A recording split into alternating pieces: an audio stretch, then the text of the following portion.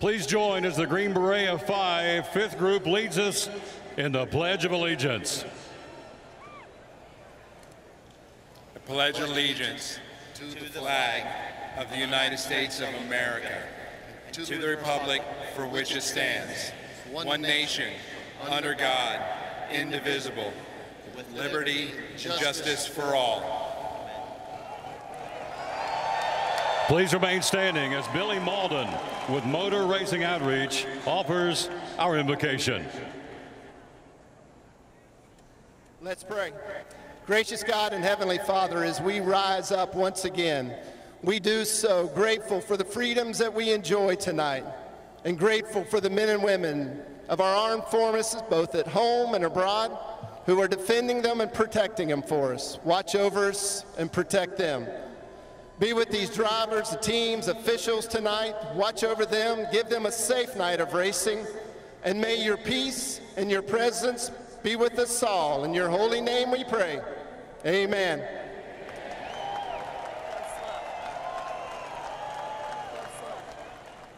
Here to perform our national anthem, please welcome the Motor Racing Outreach Kids.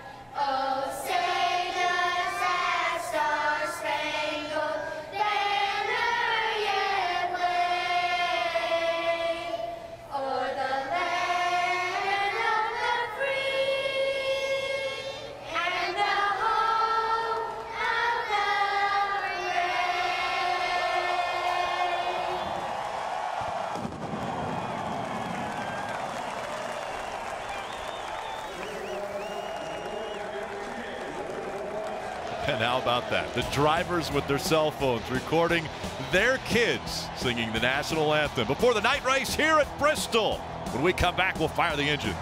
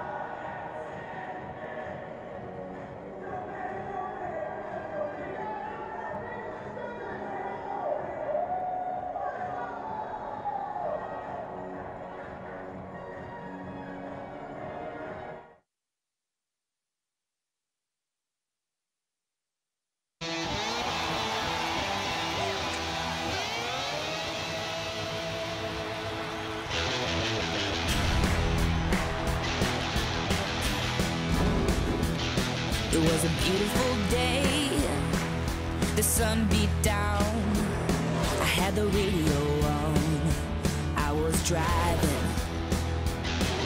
trees flew by, me and Del were singing, Little Runaway, I was flying, yeah, running down a dream that never would come to me, working on a mystery, going wherever it leads, running down a dream.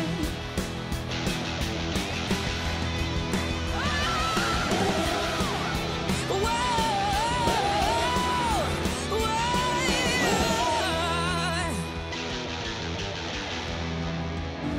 yeah, running down a dream that never would come to me, running down a dream.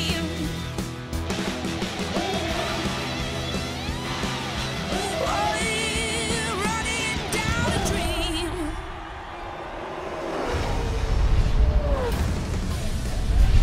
Monster Energy Cup Series racing from Bristol.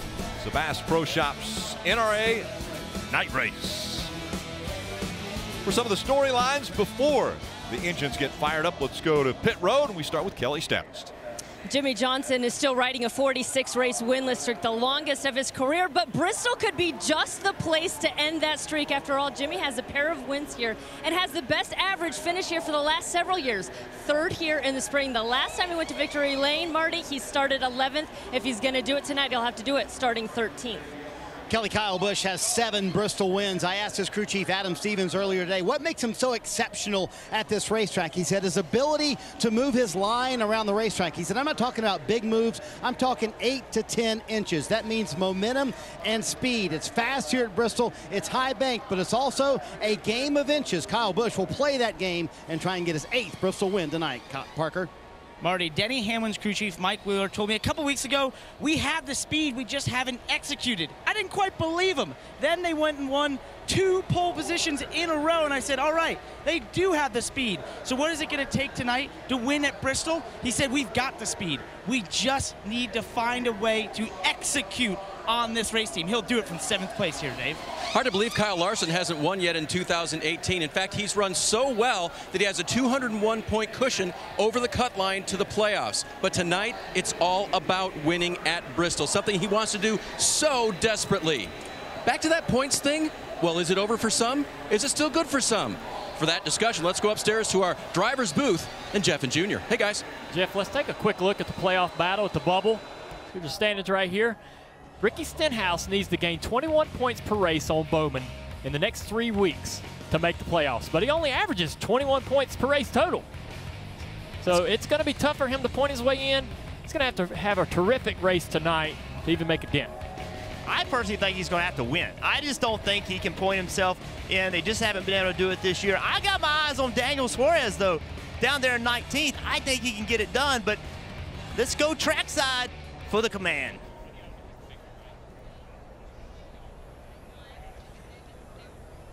Ladies and gentlemen, the track is ready. The drivers are ready. It's Bristol, baby. Are you ready? For the thousands in attendance and the millions watching around the world, ladies and gentlemen, let's get ready to rumble!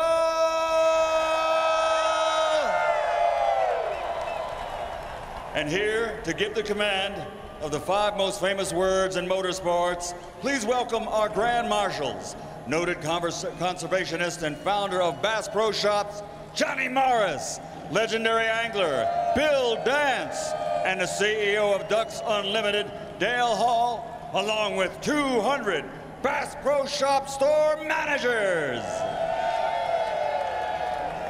On behalf of all the great folks at Bass Pro Shops, and on behalf of all those who love the great outdoors, and especially tonight on behalf of those who serve in conservation, our friends at Ducks Unlimited and NRA, all anglers and all those serving in our armed forces across the country, and to all the great hunter conservationists across this great land, drivers, start your engine! You go. You can fire it up.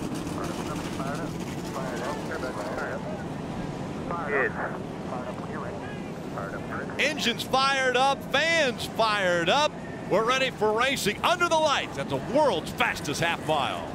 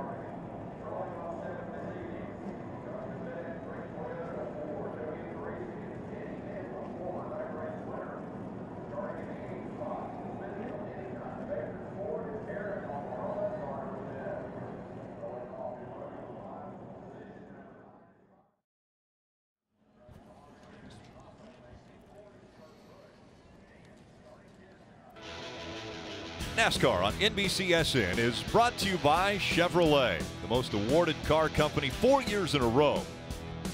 Monster Energy, unleash the beast. And by Credit One Bank, the official credit card of NASCAR.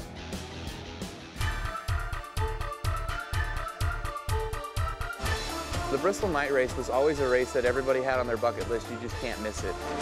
Kyle Busch, get out the broom. You just swept at Bristol.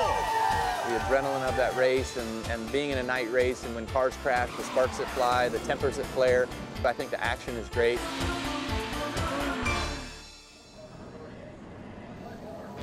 And this used to be one of the most coveted tickets in all of sports, coming to the Bristol night race. It is an event. It is something that it is a must-see. If you're a race fan, you've got to experience. Want to take a look at the starting grid for tonight's race? Up front, Kyle Larson won the pole. Chase Elliott will start on his inside, and a lot of guys are thinking it's the Kyle and Kyle party tonight. Well, Kyle Busch is going to start in row 2. I think he has to be the favorite, but other names come to mind. How about row 3? William Byron. Can the 20-year-old upset the racing world, get his first win at the last great Coliseum? Eric Almirola, I think, impressed a lot of people. He'll start in row 4 throughout these practices, running very strong. And Ryan Blaney, another one that is so strong at this racetrack, likes to run right up high, up against the wall. He's going to be one that we're going to keep our eye on tonight. We're also going to be able to chat with him. Jeff, why don't you dial him up on the radio? Hey, Ryan, it's Burton. You with us? Yeah, bud. Yes. Man, this racetrack's crazy, tight action. Tell me how you're going to deal with all this traffic. Well, your guess is as good as mine. This thing is, as you know, can go from top to bottom pretty quickly. And I think just how you try to manage your car through the top and bottom lanes of how it changes throughout the night when the traction compound gets a little bit worn off of it. So we'll have to find out, but really happy to have Rav and Fleetwood back with us this weekend. Hopefully we can get a little bit of redemption from the sprint race. Bo, how long do you think it's going to take for that stuff on the bottom to wear out and work the groove to the top? That's a good question. I'm not really sure, to be honest with you. Watching the other races, you know, last night and the truck races, it's kind of hard to tell how long it's going to take to wear out. But and, you know, they sprayed it or reapplied it this morning and last night, so we'll see. We'll definitely be searching around though, but I think it'll happen here within the first stage. Well, man, the fans, thank you for taking some time. Good luck tonight. Have fun. All right, thank you, bud. Enjoy it. Some of the greatest views of Bristol are when you're riding with these cars and with these drivers. Take us through the in-cars. All right, we got the 22 car. Joe Logano's got that Ford Performance camera, the front bumper. It's going to be awesome all night long. Martin Truex Jr. with the Bass Pro Cabela's camera. He's got the side panner. That's on the right side of the car. Kevin Harvick with the Jimmie Johnson cam. He's got a 360 camera in the interior of the car there. Chase Elliott with the Mountain Dew cam. The reverse face, we're going to be looking at that all night long, seeing him when they're working hard. And then Kyle Larson, our pole sitter with the Chevrolet cam, he's also got a right side panner camera. All right, Steve, the night race. It's long, it'll be under the lights, 500 laps around this bull ring. Well, 500 chaotic laps. So much can happen at Bristol. It's not just crazy on the racetrack, it's going to be crazy on pit road. You mentioned it, 500 laps, a little over 266 miles. But the crew chiefs are going to have to break it down in stages. The first and second stage, both 125 laps in length. That final stage, 250 laps, and we expect the cars to be able to go about 170 to 175 laps on fuel. And a competition caution. Lap 60. Heavy rains came through the area last night, washed a lot of rubber off the racetrack. So NASCAR's decided lap 60, they'll throw a yellow, give these teams a chance to work on their cars.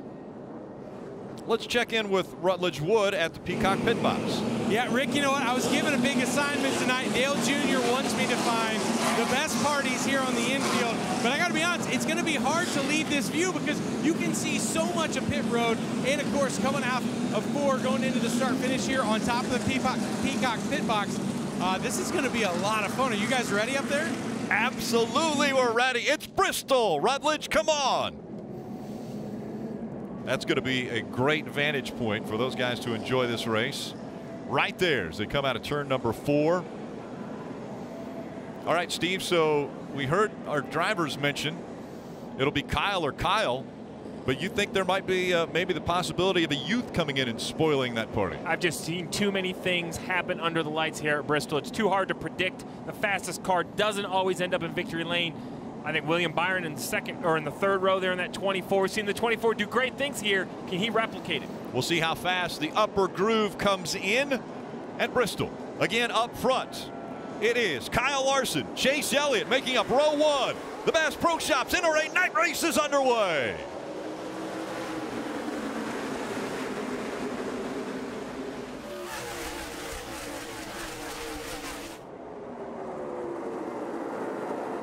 And already, Paul Menard putting the bumper to the back of Chase Elliott, almost up into the wall. Paul Menard's going to take second.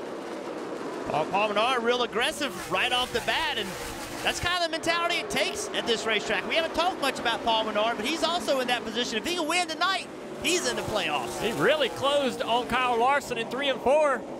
And a pile up in the middle. The 18 of Kyle Busch is around. Contact, they're rolling in there. Greg Gaulding hits late. And Steve, you said it. I don't think I got the left front. Just because you have a great car doesn't mean you're going to avoid these kind of things. It's lap 2. Already in wreck. And you see the 18 pull away. The tail panel damaged very heavily. The left front tire took a very hard shot. We'll have to see. All the rear sheet metal's KO'd. What the suspension looks like. Bubba Wallace with heavy damage on the 43, smoking. I assume the radiator's knocked out of that car. Steve, there's mandatory parts that have to be on these cars at certain racetracks. What do they have to do, especially to the 18 with the back flying off of that? So the tail panel is required at some racetracks. NASCAR is going to have to make the decision whether they feel the speed here is high enough that that's going to be required. That'll be NASCAR's decision. But remember, the biggest difficulty here is you only have 6 minutes to make all your repairs, and pit road could be so long here. You spend so much time. Let's take a look, guys, at what happened. This was coming out of turn 4. See Kyle Busch on the bottom of the racetrack, gets up the racetrack, out of that sticky stuff into Ryan Blaney, then he just spins in front of the field.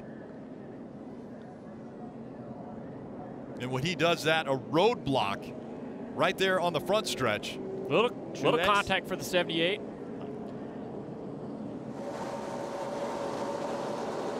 See right there, he's up the racetrack, a little bit of contact, spin. It's just so hard to get slowed down. Oh, that's pretty significant contact for the 78 there. Watch this impact. Right in the door. Fortunately, Jesse Little in that 96 had gotten slowed down. pretty good contact. The one thing you're concerned about with the 18 is how much was that contact with that left front wheel going to damage the suspension, the toe. I think he can compete with the rear damage. They've got to replace that tailpiece, refasten it some way. How much damage did Truex get with the right front contact there? Was there any suspension damage, toe damage there? And they will have to get them all in line before they'll be allowed onto pit road. It's still closed. Bubba Wallace out of the car already.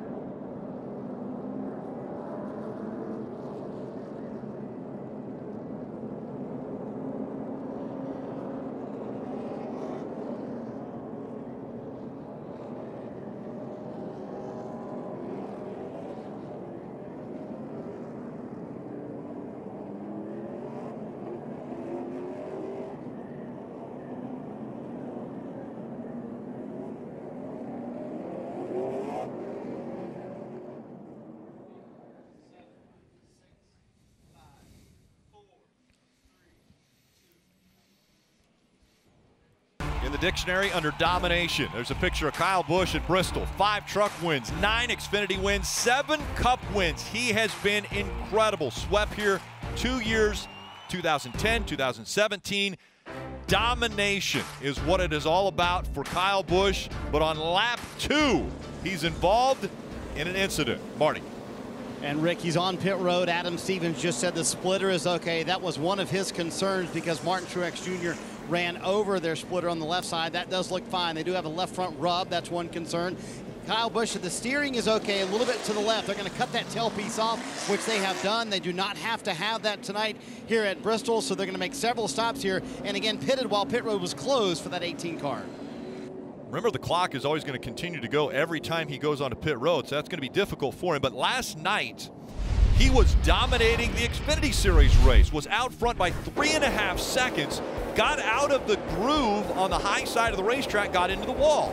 Well, it looked minor, but he cut the tire down. That put him up into the wall, and in the end, he couldn't get back out on the racetrack. He was out of the race. So Kyle Busch not able to continue in the Xfinity Series race, not happy at all after the fact, and now in only lap 2 this happens. Yeah, and he's inside the 12. There's no contact that forces the 18 up the racetrack. He just loses control of his race car, slides up, maybe touches the 12 a little bit, spins around, and now he's just at the mercy of everybody behind them. The track gets clogged, there's contact. This hit right here from the 96, you heard Dale Jr. talk about it. That's a heavy, heavy shot to that left front tire. I know they're starting to work on the body, as Marty reported. NASCAR has let us know they don't need the tail panel at this short track. That's not required. So now it's about getting clearance for the tires. But guys, I'm not sure that left front tire, I mean, that suspension would take hours to survey at the shop. Here they're going to have mere seconds on a pit stop. Yeah, he said the wheel was to the left a little bit, meaning the toe is off at least a little bit. So that's something they're going to have to address for sure. They're going to get plenty of time tonight to work on that. Another car that I saw in that crash replay, the 19 of Daniel Suarez. He's going to have a great night tonight.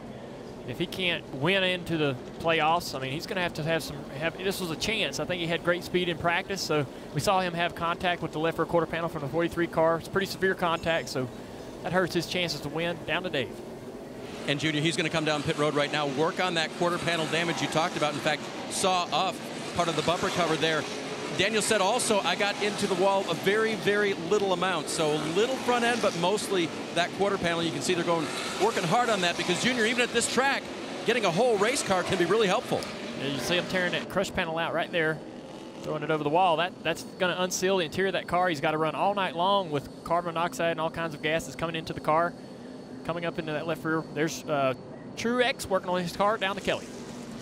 Yeah, Junior, don't know exactly how much damage trying to see was done to that right front. At the very minimum, Martin Truex Jr. felt like he had a flat tire. They had some bare bond ready. You see they're making sure they have good clearance now that they've replaced that tire. And the other thing I can tell you is Truex just saying it was so slick down low. He said he was dead sideways through 3 and 4 before that wreck, Parker.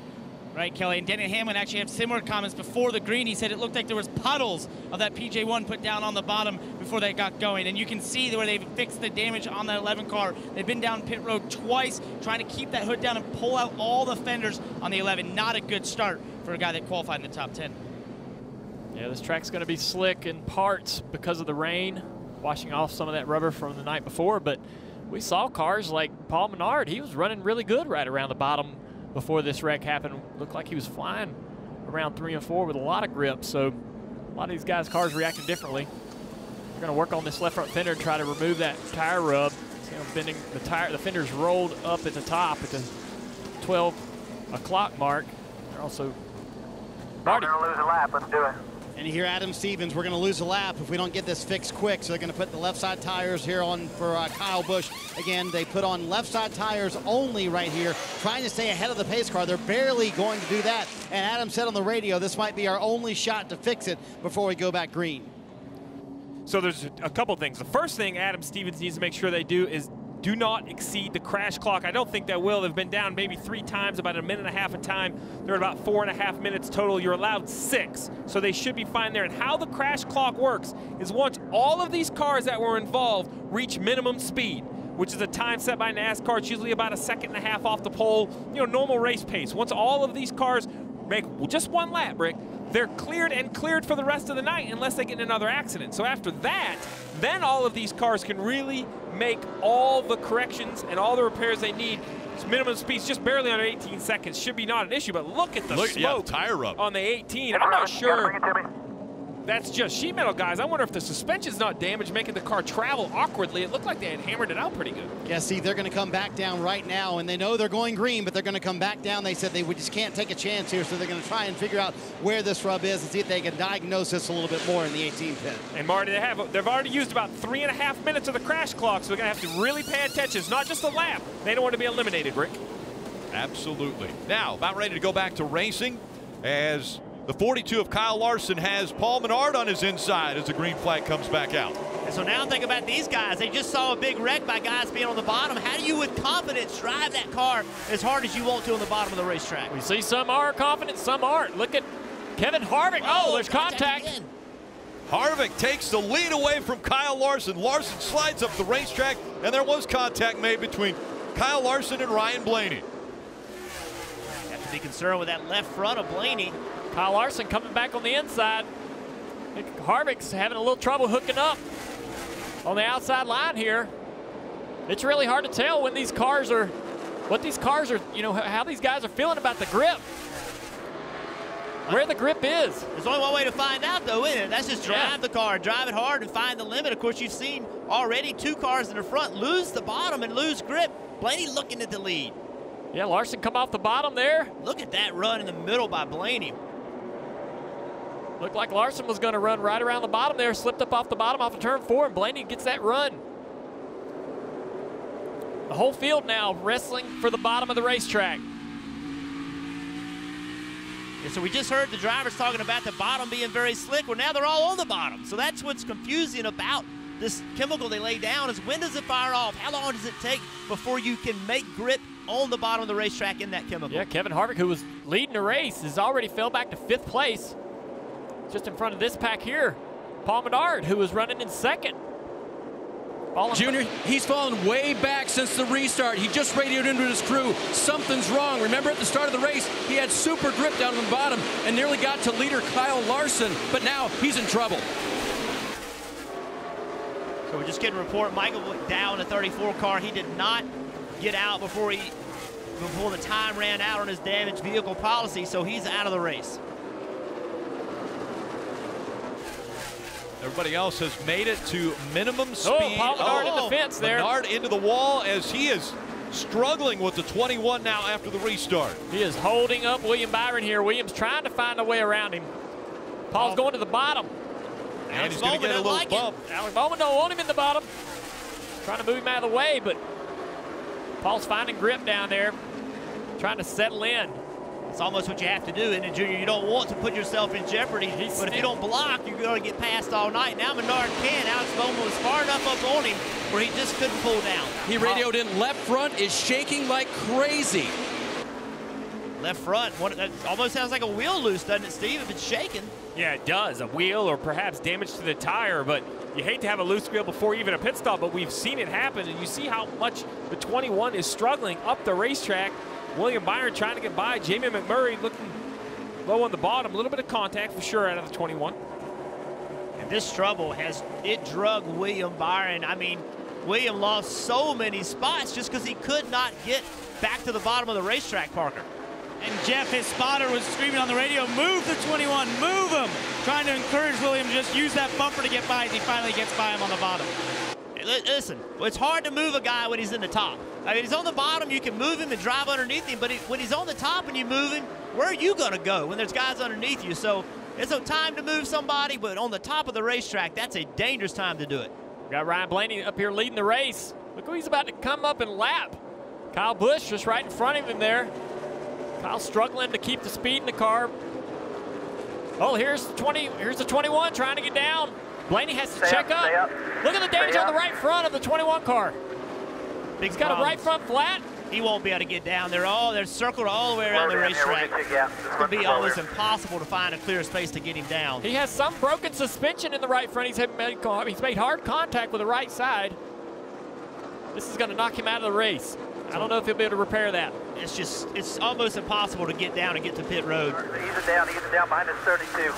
He can't ease it down because he can't, when he turns the wheel, it doesn't turn left. It's going to be in NASCAR's best interest to just right there. Get through the caution, but debris coming off of that right front tire. And let's take a look at what happened. You see the right wheel almost completely off. My gosh. Hard hit into the wall there. Well, that's that vibration he was talking about. He was feeling it in the left front, but the problem was in the right front. That is a bad angle. But it has broken the right front suspension, so that's the end of the race for this guy. See there, lower and uppers both broken. Corey LaJoie, Michael McDowell, Looks like the lower's broken. Bubba Wallace, Greg Gaulding, and A.J. Allmendinger already all off of the track.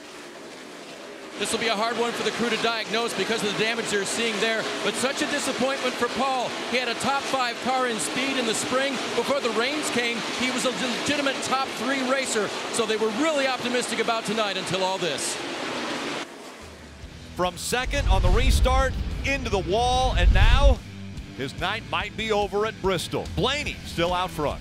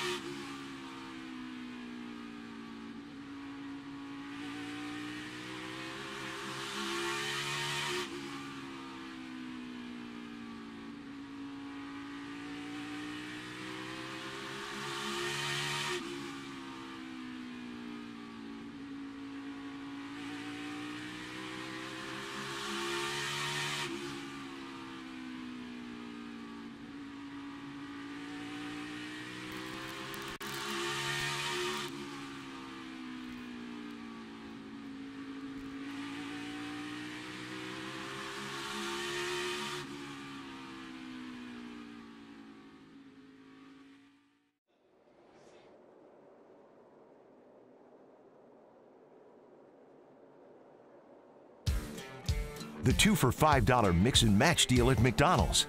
Choose 2 of your favorites like the Big Mac and 10-piece chicken McNuggets for just $5. Last great Coliseum. Welcome back to Monster Energy Cup Series racing from Bristol Motor Speedway. NASCAR Drive, that is your live race day companion. You can ride along with in-car video of your favorite drivers. You can even watch multiple angles at once. Never miss a lap with NASCAR Drive. Visit NASCAR.com/drive. Riding along with Martin Truex Jr. He got caught up in that incident on lap 2. He has rebounded back and currently running in the 19th position. Jimmie Johnson up high, Clint Boyer down low in the 14, Jimmie Johnson in the 48. Ryan Blaney has a 1.1 second lead over Kyle Larson. Those two trying to separate themselves, but Chase Elliott holding on to third right now, about half a second back from Larson. Then it's Ricky Stenhouse Jr. and Kevin Harvick all in the top 5. Seeing a lot of these guys running the bottom, running the top. See Jimmie Johnson up high, cars behind him running high. Stenhouse, Harvick, they've been running up top, and they've been running some of the fastest laps over the last several laps. And we've got 14 laps to the competition caution. How about Stenhouse Jr.? He just went around Chase Elliott for 3rd place. We talked about Stenhouse Jr. needing to win to move himself into playoffs, and right now, early in this race, he is doing great running in 3rd spot. And Jeff, he knows they have to win tonight. Always comfortable here at Bristol. He said it reminds him of an old dirt track, talking about Ricky Stenhouse Jr. now in the 3rd position, moving forward. He said, you know what? We probably have the best practices we've ever had here at Bristol. Qualifying, I messed up, but I'll fix that for the race. And so far he has. He's made his way into the top 3, a threat to win and put themselves in the playoffs tonight.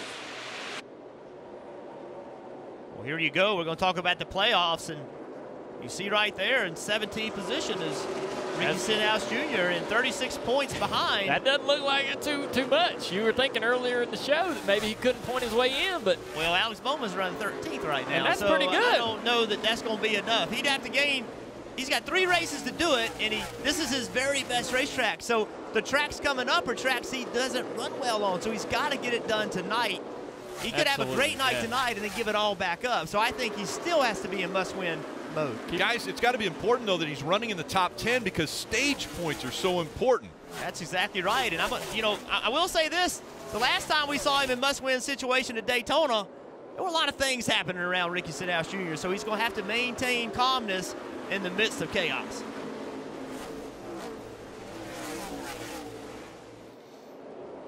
And Chevrolet on the move as we look at Austin Dillon. Started all the way back in 40th and has moved up 26 spots, currently running in the top 15 and 14th now. He missed that big wreck and has been very patient. He's passing cars, picking and choosing his moments. Definitely being wise through traffic, Parker. Right, Steve, and the reason he was in the back is because they failed pre-race tech 3 times. His car chief, Greg Ebert, was ejected.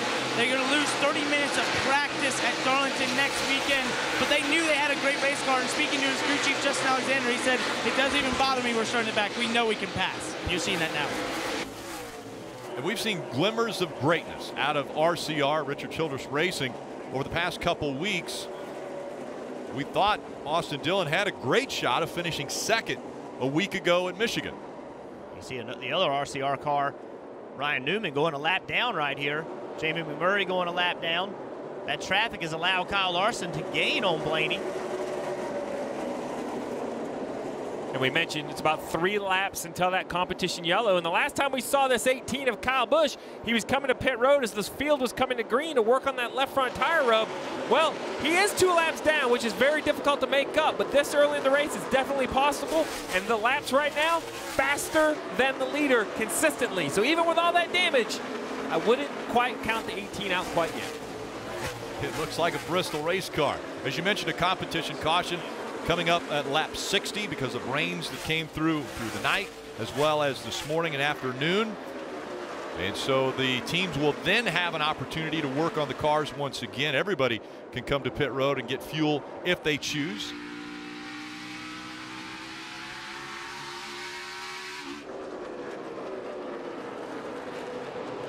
Chase Elliott currently running in the 4th position, 1.8 seconds behind race leader Ryan Blaney. And Chase Elliott and Ryan Blaney, a very close group of friends. Matter of fact, Ryan Blaney went back with Chase Elliott to celebrate his first win that he got at Watkins Glen. And there's the competition caution that has come out. Somebody that caught a huge break with that competition caution, Jamie McMurray. Junior and I have been over here watching him. Something was getting to happen. He has a tire down or something, and he got a lap down, but he caught a huge break by that caution coming out. He's weaving the car back and forth like he may have a loose wheel. He's trying to figure it out himself, self-diagnose the issue. He's very close to going 2 laps down there, which would have been a difficult thing to overcome the rest of the night. So everyone will get in line before they come to pit road. Looking forward to tomorrow. Points leader Scott Dixon in the Verizon IndyCar Series. They're going to return to action this weekend at Pocono Raceway. Again, that's tomorrow, 2 p.m. Eastern on NBCSN. Will Power actually won the pole earlier today. The Indy 500 winner has won the last 2 Pocono races. So should be a great race for the Verizon IndyCar Series. Now, Rick, one thing about Bristol, it's cramped on the racetrack. Well, it's cramped on pit road. These pit boxes are small, and with over 22 cars on the lead lap, that's a lot of cars to hit pit road at once. Hopefully everybody will be able to get in and out. 30 miles an hour. They have to crawl around this place, Marty. And coming down pit road, the leader Ryan Blaney, Ricky Stenhouse Jr., and also on this end of pit road, Chase Elliott. You see all 3 of those guys. Top of the screen is Ricky Stenhouse. He said it was really good early, but got tighter the longer he ran. And he said, for some reason, my brakes feel like they're going long or a little bit soft for Ricky Stenhouse Jr. We'll watch that for Ryan Blaney. He said a little bit loose the longer they ran. And for Chase Elliott at the very front, these backstretch pit stalls tight early, improving, though, as he runs. These guys all with 4 fresh Goodyear tires and Sunoco fuel, Dave. On the front stretch, you'll see 10th place Brad Keselowski, 7th place Eric Almirola, and 2nd place Kyle Larson. Most of the drivers reporting that their cars are tight. I don't think anybody will pull a strategy move here with a green racetrack. They'll take 4 Goodyear tires and Sunoco fuel. Larson's car was tight enough that he wanted a chassis adjustment. So the early leader of the race, the pole sitter, will get a little bit more adjustment. See, Ricky Stenhouse Jr. looks like he'll win the race off pit road. And that race off pit road brought to you by Kroger Click List. You see Stenhouse Jr. gaining a couple spots. Clint Boyer as well. Blaney, Larson drop 1 each.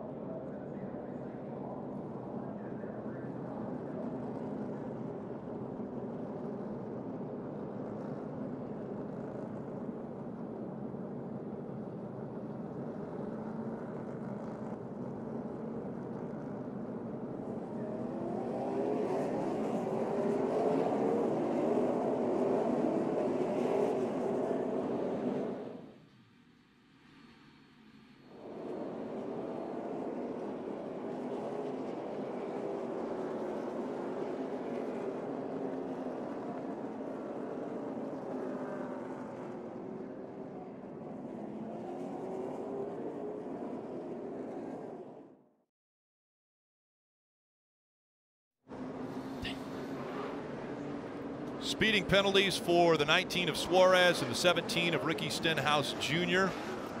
And so those 2 got hit going faster than the 35 miles per hour.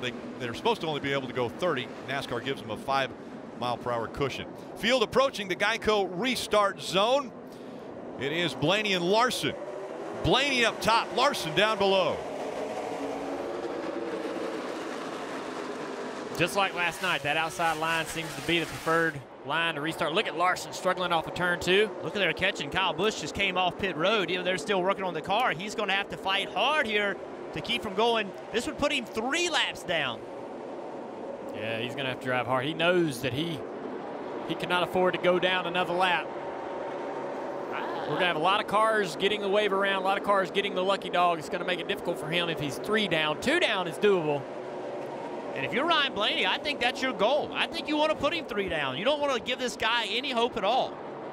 Eric Jones giving Jimmie Johnson a little bit of bumper down there in 3. Turn 2 for the 3rd position. Harvick's up to 2nd and a little wiggle up top, but it's Ryan Blaney trying to put Kyle Busch a lap down, another lap down. It's hard to come back from 2, but it's much harder to come back from 3, and Blaney knows that. But we saw it earlier.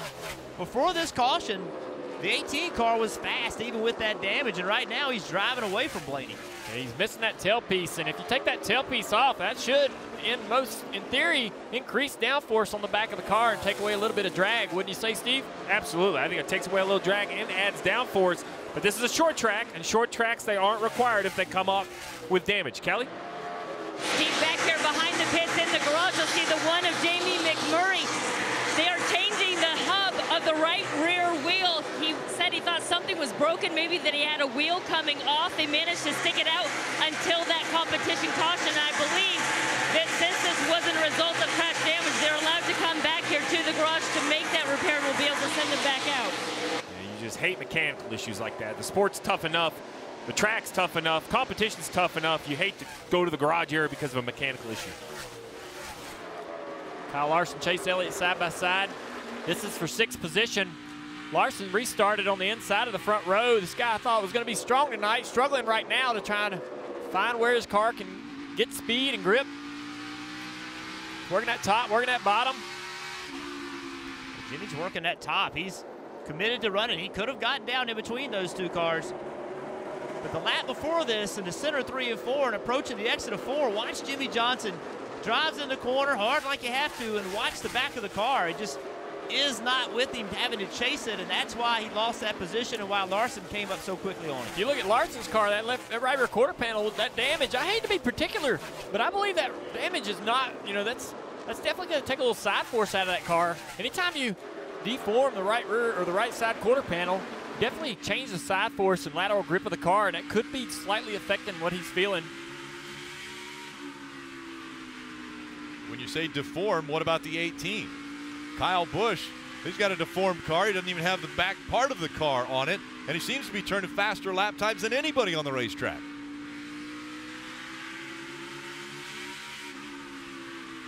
It's a great shot. You can see the 2 distinct grooves. Logano's kind of running the middle. On the quarter panel on the 18 car is kind of flared out. You want that. That's like a wing, like a little spoiler on the right side. Definitely not having that tailpiece is going to decrease drag and maybe increase some downforce. Got 3 wide battle there. Trevor Bayne trying to get in the middle of this argument. Oh, man, that's tough. It's tough for Trevor on the inside going into that shallow, trying to keep the car low. Spotter's got to be on the ball right here, letting everybody know where they are. 3 wide and where you're 3 wide. Good job, everyone. That was tight racing. Runt, what you got going on down there, bud? Jeff, I was on top of the Peacock pit box when Kyle Busch wrecked, and it almost seemed like slow motion. So I'm wondering, from a driver's perspective, how much can you see? Because it seemed like for a lot of cars that would have been avoidable, but so many of them just kind of stacked up there on the side. From a driver, can you see at all when you're coming out of 4 there? So when you're in the middle of the corner, so follow Joey Logano right here. So he's right in the middle of the corner. He can't see the exit until now. So that's how quick it happens. And you're running so fast, Junior, that when something happens, these cars just don't stop. And you don't see it. Spotter calls it, but next thing you know, you're in the wreck. Yeah, this place is so, the banking's so steep. You can't stop for a crash happening right in front of you. Hard to avoid. So lap 85, and we've already seen a lot of 3 wide, and that normally doesn't work very well at Bristol, but check out what Joey Logano is dealing with. What do you do? Where do you go? You got a fast race car, but... You get up there with the 2s. Keep coming. I'll get tight. Keep her on the high side here. That 2's going to roll. It's great information from the spotter. The spotter's watching, knows that 2 car is fast, and told him to go with the 2 car. That's spotter being on his game and paying attention to other cars to help your car. It's not about watching your car, it's about watching other cars. Starting to see rubber put down on the racetrack as well, not only at the bottom where the PJ1 is down there, but also up top where a lot of cars have been running. Ryan Blaney out in front of the field. He's got to move some of the traffic out of the way to get by.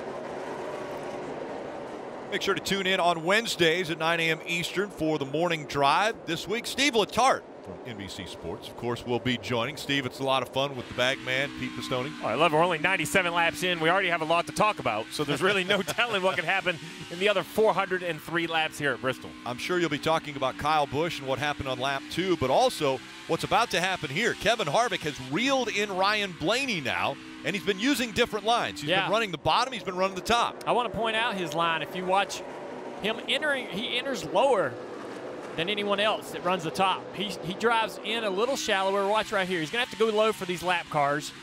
But once he gets back to the top and the 12 car gets back to the top, our leader, Ryan Blaney, Ryan goes in a lot higher, a lot wider. And I've watched Harvick here for years drive that entry so shallow. Let's see if he does it right here. See how low he is? But he's going to drive up to the wall. See how much he gains right there? Oh, he slipped right there. But the advantage, though, is on entry. He gains so much on entry, and he maintains off, and he just keeps chopping away, chopping away, chopping away. Every time I try to run that line on entry, that little bit lower line, I would push from the center off. I couldn't get the car turned, but I don't know how Harvick does it, man, but he always runs that shallow entry, even running the high line. He never enters right on the cushion. Another guy chopping away, is Clint Boyer. And he's running the very bottom. He's committed to the bottom right now. See how much the 4-car drives in? He just drives in so deep, but he's so shallow. I have no idea how he gets his car to turn so well. He's drove that line for years. Let's take a look at how he slipped up there in 3 and 4.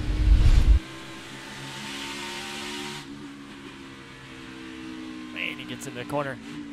Just right, got the right rear a little bit in the debris, a little bit in the marbles. Did you see him? He glanced in the mirror. He knew he lost a lot of momentum, so he did that glance in the mirror to understand where Boyer was, making sure he hadn't caught a lot of ground on him, needing to run a particular line. Every driver is going to have that moment multiple times tonight. We're not going to see every one of them, but all the drivers.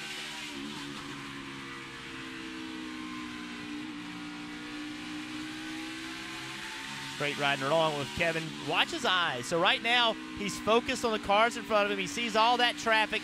He comes off the corner. Now watch his eyes. Right there. That's where he checks the mirror. Every driver does it a little differently.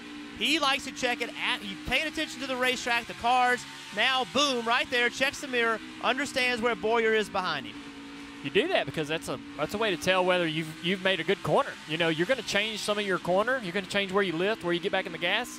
You're going to change the way you drive the corner, and you look in the mirror to see if that was better. And the only way you can tell is whether you pull away from somebody or whether they gained on you. Kelly. Yeah, Junior, you asked, how does Kevin Harvick get the car to turn that well? Well, it wasn't turning before they made that last pit stop. He said he was just way too tight through the middle, and he couldn't put the throttle down on corner exits, so they made a chassis adjustment to help him out. You also notice the different lines he's running. Tim Fido, spotter, said the high line's coming in. Now the low line is too, Marty. Welcome to the party. Clint Boyer up there in the third spot, trying to get the lead and trying to make that bottom line work, as you guys mentioned up top. Boyer's crew chief, Mike Bugaravich, his wife, is expecting literally any hour now, but he made the decision to stay here. He said, we've had such a terrible weekend. We've thrown every setup at this car. I'm hoping it works tonight. So far, it's worked, fellas.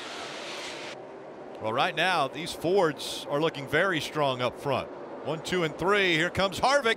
Now with the traffic in front of the 12, Blaney. Harvick gets to the door of Ryan Blaney. Can he make the pass? William Byron up top, holding up Blaney. Blaney's going to have to get aggressive with this lap traffic, or he's going to be trapped behind him. There he goes to the bottom. The bottom of 1 and 2 is going to work really well all night long.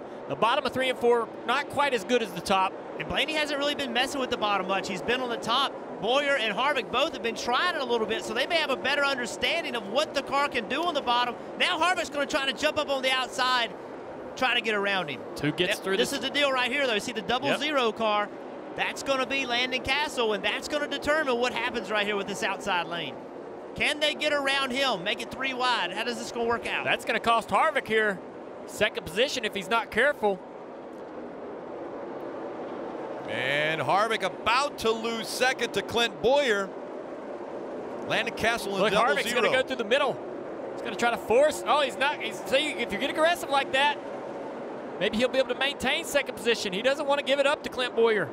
That's where Boyer's been running. He knows what his car is going to do on the bottom. That's where he's been the best. So a car that's going to make it work on the bottom, I think Boyer in that 14 Cummins car, he has the best shot at doing it. There he is. He pulled up in front of you. While all this is happening, look at how far ahead Blaney is now. He's done past one of the big three. Mark Truex Jr.'s a lap down. Now there are only 21 cars on the lead lap, less than 9 laps to go in stage 1. They've also run down Kyle Busch. He had a half a straightaway, almost a 3/4 straightaway on the leader. And remember, with all this trouble in front of Blaney, he was leading this race in the spring and got in a wreck with lap traffic. See this 3 wide. Boyer trying to get by those 2 lap cars. Matt Benedetto in the 32. He's trying to find a line. Watch him in front of you, watch him in front of you. Under 7 laps to go. Clint Boyer up to second. Able to get by the 4 of Kevin Harvick. Now Ryan Blaney. Less than 6 laps to go to the end of stage 1. Ryan Blaney, he doesn't have many stage points. He wants to win this stage. He only has 4 stage points, so Clint Boyer has a few more than him. You can see this bottom lane is starting not to work for Boyer. Look how much of a run Harvick was getting on corner exit. Now we're going back to the 9 of Chase Elliott. And slowing the track is Ricky Stenhouse Jr., and he looks like he's going to come to pit road before the end of stage 1. He was in 12th position when he decided to dive onto pit road. Here comes Eric Almirola in the 10. And he had come from 27th after that speeding penalty on pit road, so he had a good race car. Marty. It's a flat tire for Ricky Stenhouse Jr., guys. They're on pit road right now with 3 laps to go here in the stage, and one of the fastest cars that entire time. Harvick's got back by Boyer to second. Ryan Blaney, he's got a parking lot in front of him, trying to get by. Laps winding down, less than 2 to go, but here comes Harvick. And we know how aggressive Harvick will be to win a stage. Blaney trying to get by. Got Truex also in there trying to get his lap back if possible. And David Reagan, that 38 car, he's on the lead lap, trying to stay on that lead lap with only 1 lap to go. Here comes Harvick. Final lap. Coming to the checkered flag. Photo finish for the stage ending. Blaney does it. Harvick so aggressive. It was 3 thousandths of a second that Harvick missed winning that stage. I say that's a photo finish. Yes, it is. Wow. I don't know if I can take a whole lot more of this. This is And that was just stage 1. Just stage 1. Ryan Blaney. That is his 5th stage win of 2018. Fan favorite Ryan Blaney is only driver to lead over 500 in 2018 without a win. And it was just that close for young Ryan Blaney.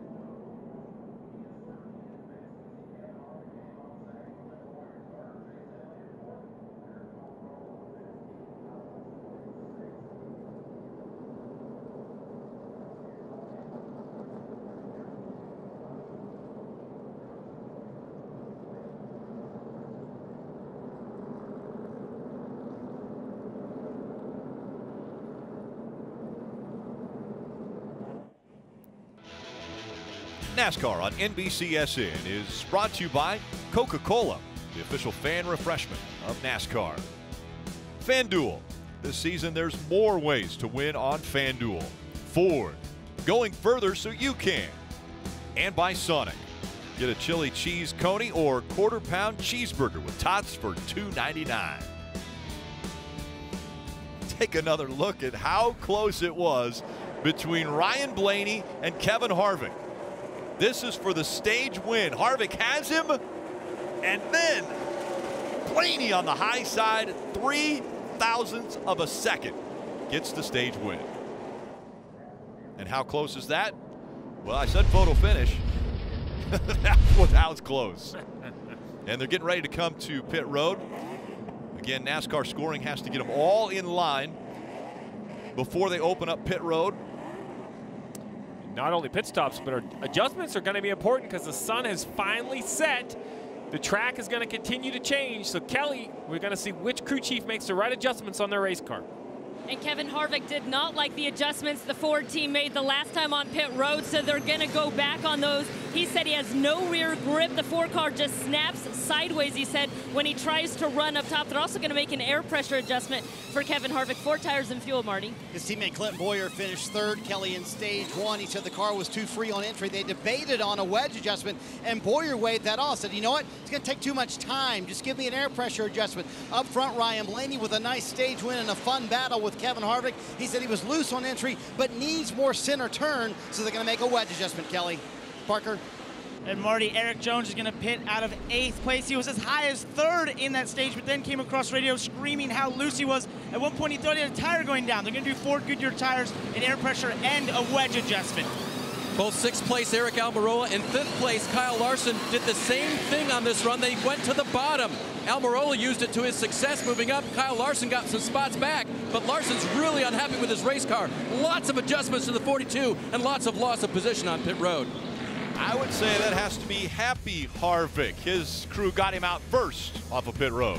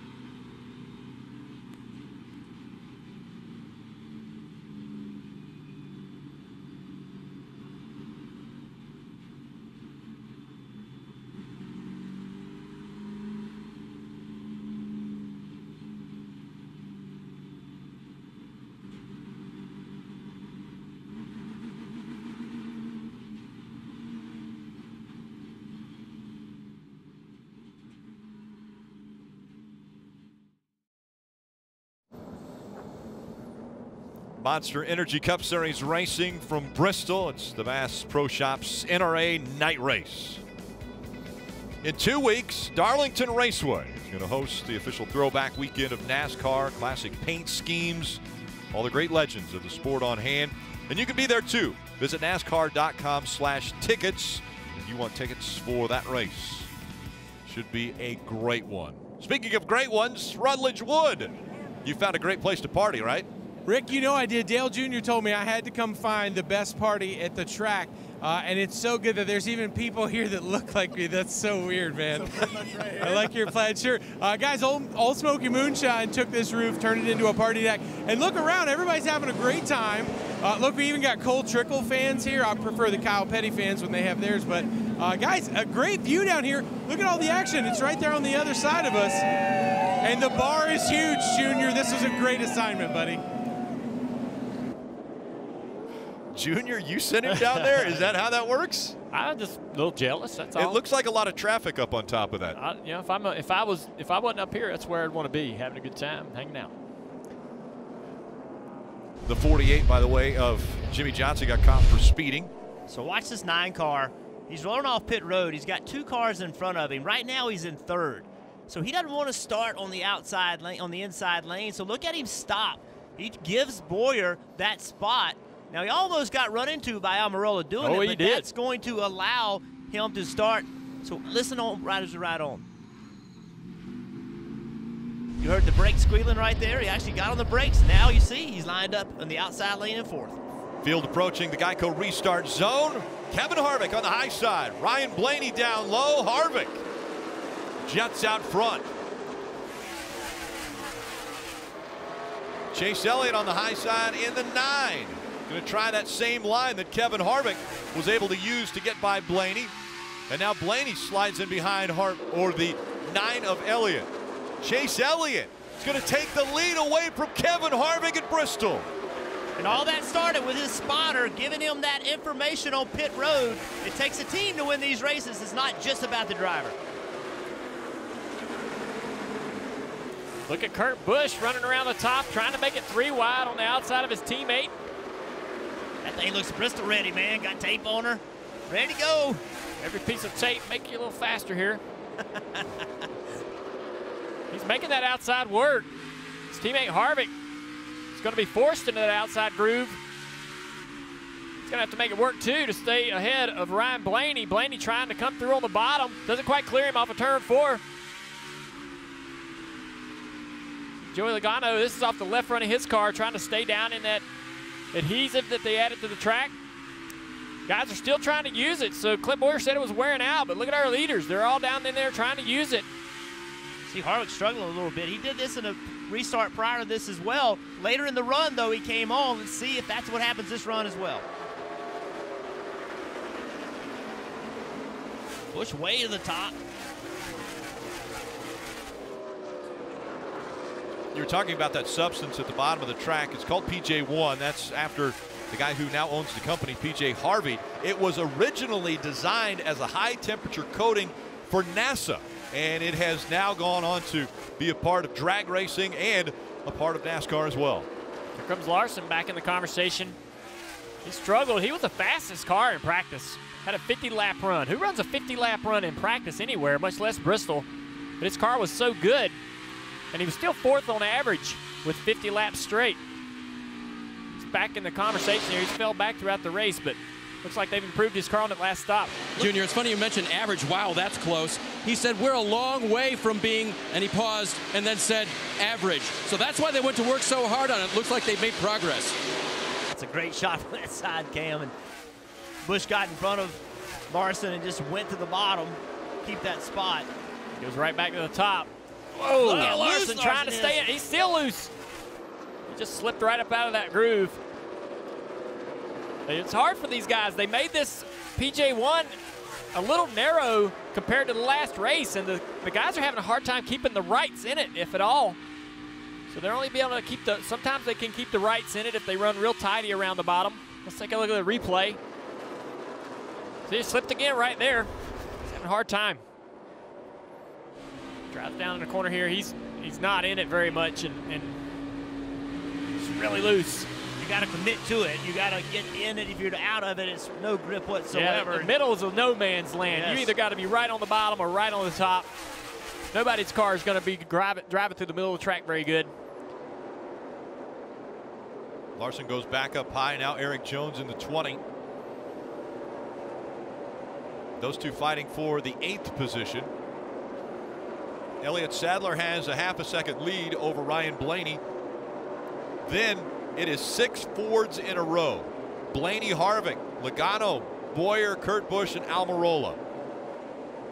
Chase Elliott, actually race leader, sorry. All those guys still working the bottom out front. Only guy that's top right now, 3rd place, Kevin Harvick. You see these guys here battling. Eric Jones can't seem to get that bottom to work good enough, and they're just switching back and forth. Man, I'm not loving the top, so I'm going back to the bottom. I don't really love the bottom. Let's go back to the top. Looking at their card, listen to their team, listen to their spotters, tell them about lap time. What is faster? Sometimes they'll run the bottom of 1 and 2, the top 3 and 4. How about Trevor Bayne? Trevor Bayne's having a great race. Yes, he is.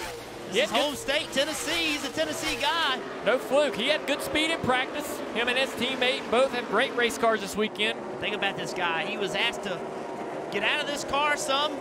Brought in Matt Kenseth, bring in some experience. They've been struggling, trying to find some speed for all the Roush racing, not just this car. And Trevor Bayne having a great night. It's got to feel good to him, Marty.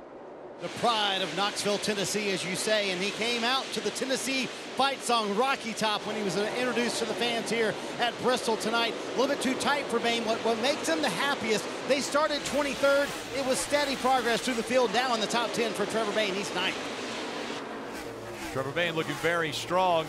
I had mentioned earlier Elliott Sadler. That was on my mind because Elliott Sadler announced earlier this week that he was going to be retiring from racing in NASCAR. Well, the very next day, another announcement comes out. Kasey Kahne, the driver of the 95, said he will also retire from NASCAR racing full-time at the end of the 2018 season. So a huge announcement from Kasey Kahne, who has been a staple in the Cup Series for almost 15 years now. Yeah, you're talking about a driver who has 18 career wins. He's won at the Brickyard, run a lot of the big races, but we ran into him early in the weekend out in the bus lot, Rick, and he seemed at peace. I don't want to say that he was excited to retire, but look at that move to the bottom of the 78. He just seemed like he was ready to move on to the next chapter of his life and perhaps his driving career. I don't think he's done behind the wheel.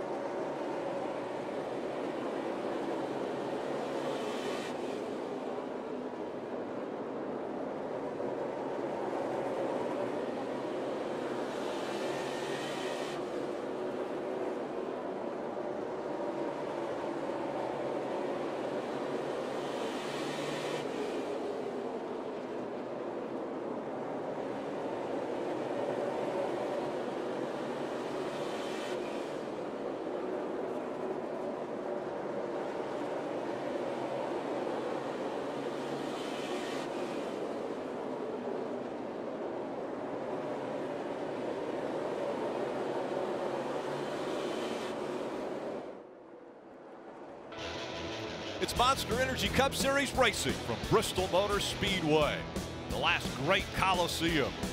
As these cars continue to rocket around this half-mile racetrack, Kevin Harvick trying to chase down Chase Elliott. Rick, we were mentioning maybe 20 laps ago how most everyone was around the bottom of the racetrack. Well, now it seems as the tires age, the cars are migrating to the top of the racetrack. We see the 9, Chase Elliott, leader of the race, ran the bottom to clear those 2-lap cars, but now goes right back to the top. So, guys, it seems like maybe what you have to do is new tire at the bottom, old tire up top. Kevin Harvick seems to be making a lot of time running that top. If he can run that top, he's been able to run down Chase Elliott. Chase Elliott's struggling a little bit there with that lap traffic. Chase is still running the bottom, though. He hasn't moved to the top just yet, but as this 4 car gets closer, he's going to get that information from his spotter. He's probably going to be moving up there soon. One thing about this 4 car, we talked about it when they dropped the green flag. He did not have the grip he needed. You saw Chase Elliott, how loose he was coming off turn 4 right there. But as these runs go on, Kevin Harvick gets better and better. You can see that run he gets by running this high line. Watch what happens right here. They kind of stay even. Harvick starts to catch him, and now watch him gain down the straightaway. And Jeff, I think, and Steve might agree, the racetrack certainly has gone through a change here. The sun has gone down, gotten a lot cooler here at Bristol, and you can pretty much go through the top 5. Chase Elliott, Ryan Blaney, Joey Logano, all these guys saying their car has all of a sudden gone so loose. Got to keep up with the racetrack. That's one big key. If it's hard, it changes because it'll rubber up, tighten up. They have a caution. They'll take all that rubber off. That changes the racetrack again. Harvick, the only problem is Chase running that bottom, he's having an easier time with the lap cars because most of the lap traffic is up high. So anytime, as Harvick closes in, he encounters the trouble with the lap traffic because his line is in the high groove. Look at Chase. Chase sees him. Chase sees him coming, so he's going to go, I got a little space here. I'm going to go up there and try that top groove, see if I can find a little speed up there and slow down this gain on that the 4-car has on me. Check this out. We have great cameras, so we get to go on board with both drivers and follow along on the racetrack. So look at Chase Elliott. He looks loose to me. He looks like he's going to have to turn the wheel back to the right in the middle of the corner or next. See that little correct? See that right there? He's too loose. He's just not making enough grip. Harvick, he's got his hands nice, steady, and smooth. His car's allowing him to do that. Look at the work Chase Elliott's having to do versus Harvick. This is only a matter of time. When you see two drivers like that, how much easier it is for Harvick right now versus Chase Elliott. Chase is running that high line also for the first handful of laps. Doesn't really have it figured out just yet. Continues to struggle up there. Harvick goes to the bottom. The bottom of 1 and 2 isn't bad. There's some grip down there. Not quite as good in 3 and 4. Oh, look at Harvick. He has a big moment there. Quickly recovers the car. Gets good information from the spotter. Sit back, relax, get back in your rhythm. Try to run that 9 down again. You do a little assessment right now, making sure that it's not something wrong with the car. Maybe you just missed the line. Look here. He charges that entry. He's trying to get back to the throttle, get the throttle down, steps the right rear out. Watch his hands. Clear. Hear the throttle. Yep, hear that debris on the tire hitting the wheel well. He's out of the groove, up in the marbles. Take about a corner or two to get that off the tires, and you go back at it. You just, at that point, it's survival mode. You just don't wreck, and then you go back and attack. And that's what I think is so fascinating. You know, you and I drove race cars, and Harvick can't quit. I mean, he can't just say, hey, my car's loose, and he's got to go and attack. He's got to find a way to deal with that issue that all of a sudden developed. He wasn't having it. We were riding along with him, and then boom, all of a sudden he's loose.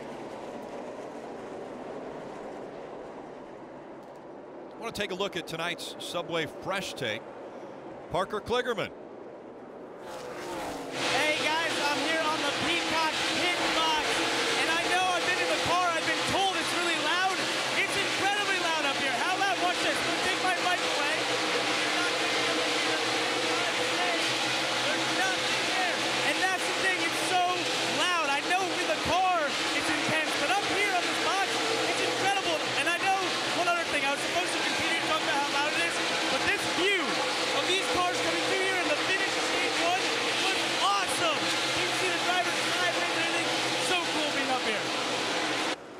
That's what 140 decibels sounds like. He is right there in turn 4. We got trouble with 4 car. Kelly.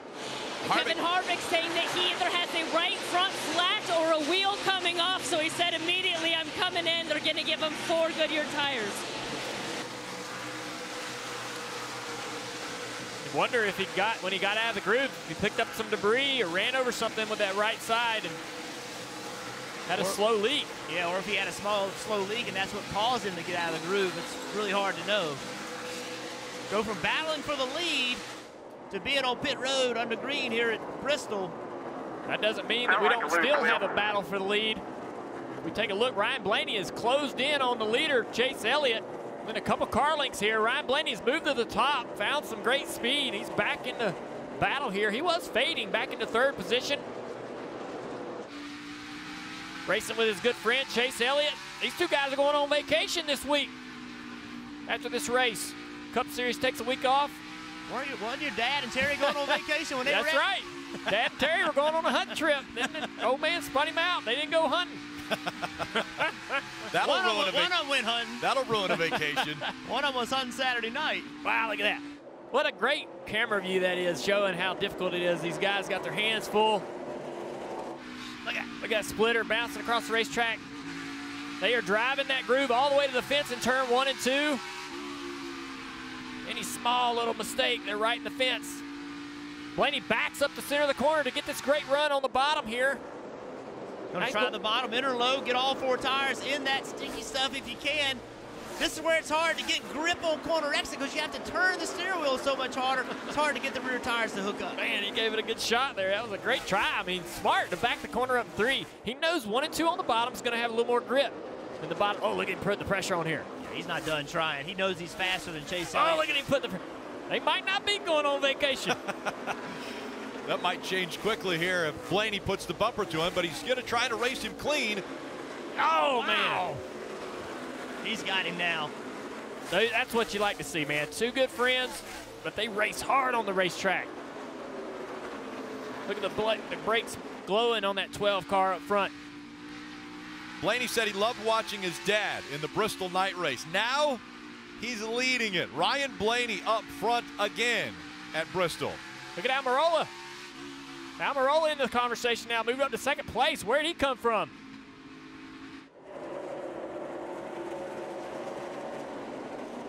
Action's all over this racetrack. Go back a few laps ago, Timmy Hill, Daniel Suarez, contact. Come on back for some more.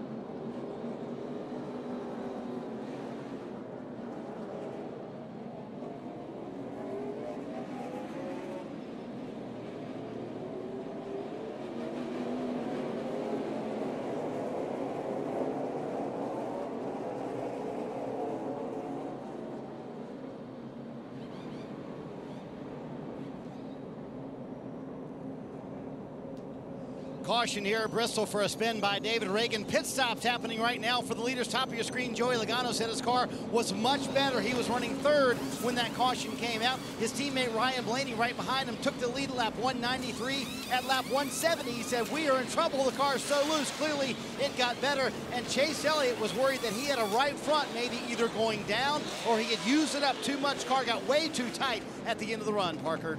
And a solid night for Eric Jones. He's run the top 10 that entirety of this stage. Just really loose inside that 20 car. He's been begging for them to tighten him up, and especially so he can actually use that track bar to go up to help it turn in the center. 4 tires, Dave. Fifth place, Kyle Larson has the best pit box. Will that help him here? Second place, Eric Almirola up into that second place position, running all over the racetrack. Slight adjustment for the 10. And Joey Logano, a great race off of pit road. The reason for the fourth caution that came out, the 38 of David Reagan, he was in the way a little bit earlier. The 12 got into him, but there you saw Eric Almirola get into the back. Around goes to 38. Caution comes out.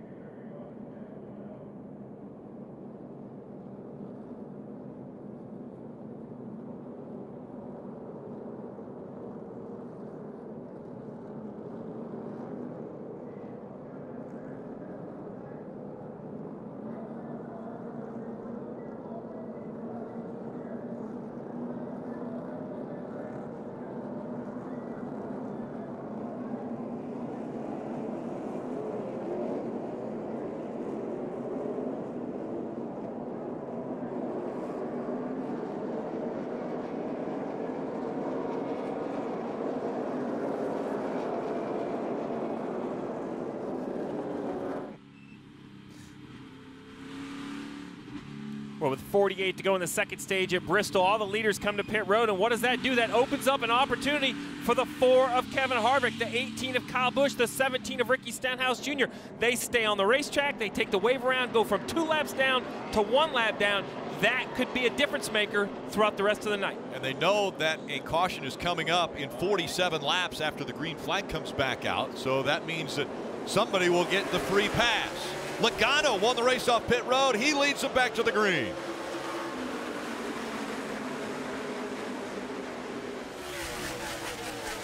And look who's back in the picture. Kyle Larson in the 42 on the high side. I bet Joey Logano, his pit crew, got him out first. Great stop by those guys. A little bit of damage to the back of the 22 of Logano. He's been hit. Kyle Larson working that higher line. Ryan Blaney just behind him. And Chase Elliott has fallen back to 4th. Now they all go down to the bottom. Larson was working the top, trying to make a gain on that 22. Moving around, trying to find speed. Back to the top. Rest of the competition has to be a little bit worried right now. Kyle Larson is the highest scored lap down car, running 20th. If he stays there, if Kyle Busch stays there, he could get the free pass, get back on the lead lap. Kyle Larson jumping up on the top, and remember that he's coming. Marty gave us a report earlier that he was way too tight. Other people now are saying the track's loosened up. Maybe that's played into Kyle Larson's advantage. He certainly had the fast car. In practice, his puzzling why his car was so off the start of the race. Maybe the track had just, you know, with the rain and the reapplying of the PJ1, just altered the track that much. Ryan Blaney putting a lot of pressure on Larson now. Look at that, right on him. Look at the sparks off the 22 car. The patch up there on the top of turn 2. It's rough. Bottoming out the trailing arm mounts.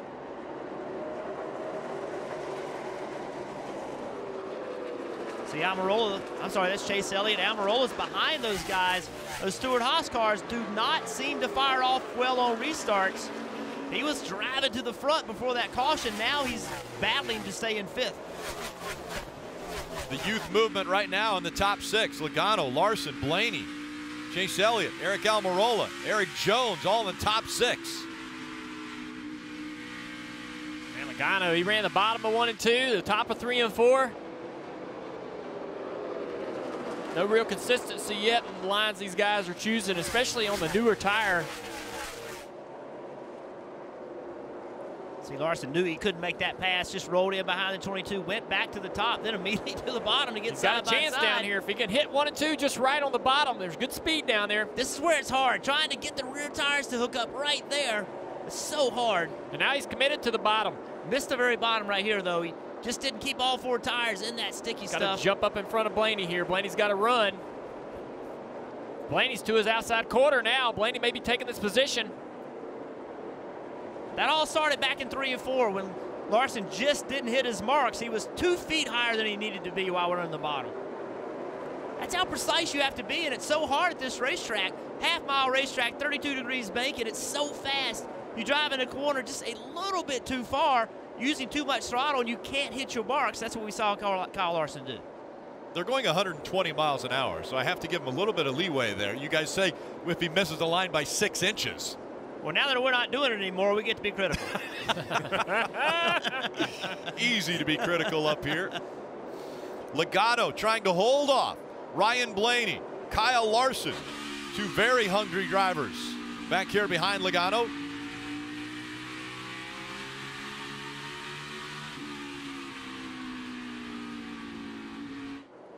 Check this out. 5 cars racing for the lead here at Bristol.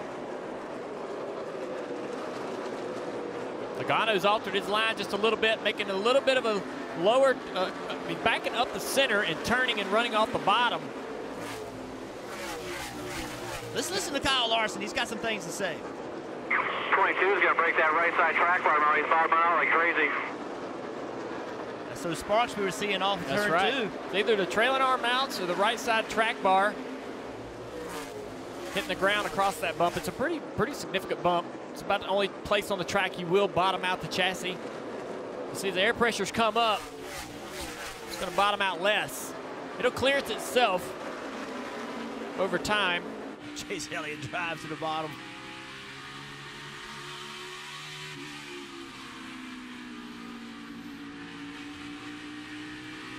Larson trying to get to the bottom, trying to turn. He backs up the center of the corner. Lift it, slow down here. He turns down the racetrack, trying to get a good run, get to that quarter panel. 17 back on pit road, Marty. Yeah, contact with the wall again, guys, for Ricky Stenhouse Jr. It was a fantastic battle between Kyle Busch, and Kevin Harvick trying to get the free pass. They were really duking it out. Right now, Kyle Busch has that, but in the midst of that, Ricky Stenhouse Jr. made contact with the wall. It's going to put him 3 laps down. He's coming back on the racetrack. And back into traffic as there are just 28 laps to go in stage 2. Joey Logano out front as we go NASCAR nonstop.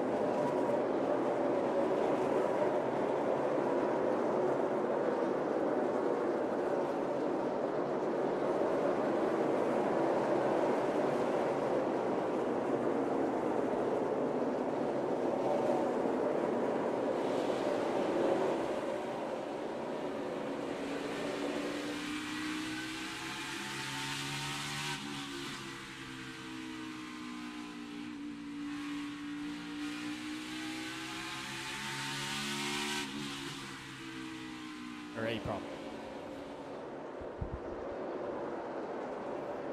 Well, Rick, it's that time of the race. 18 to go before the end of the second stage. That means NASCAR Fantasy Live. If you're going to go to the garage, if you're going to make a move, you have 17 more laps to do it. I really think, guys, the question is Kyle Busch. I'm sure everyone had him in his lineup.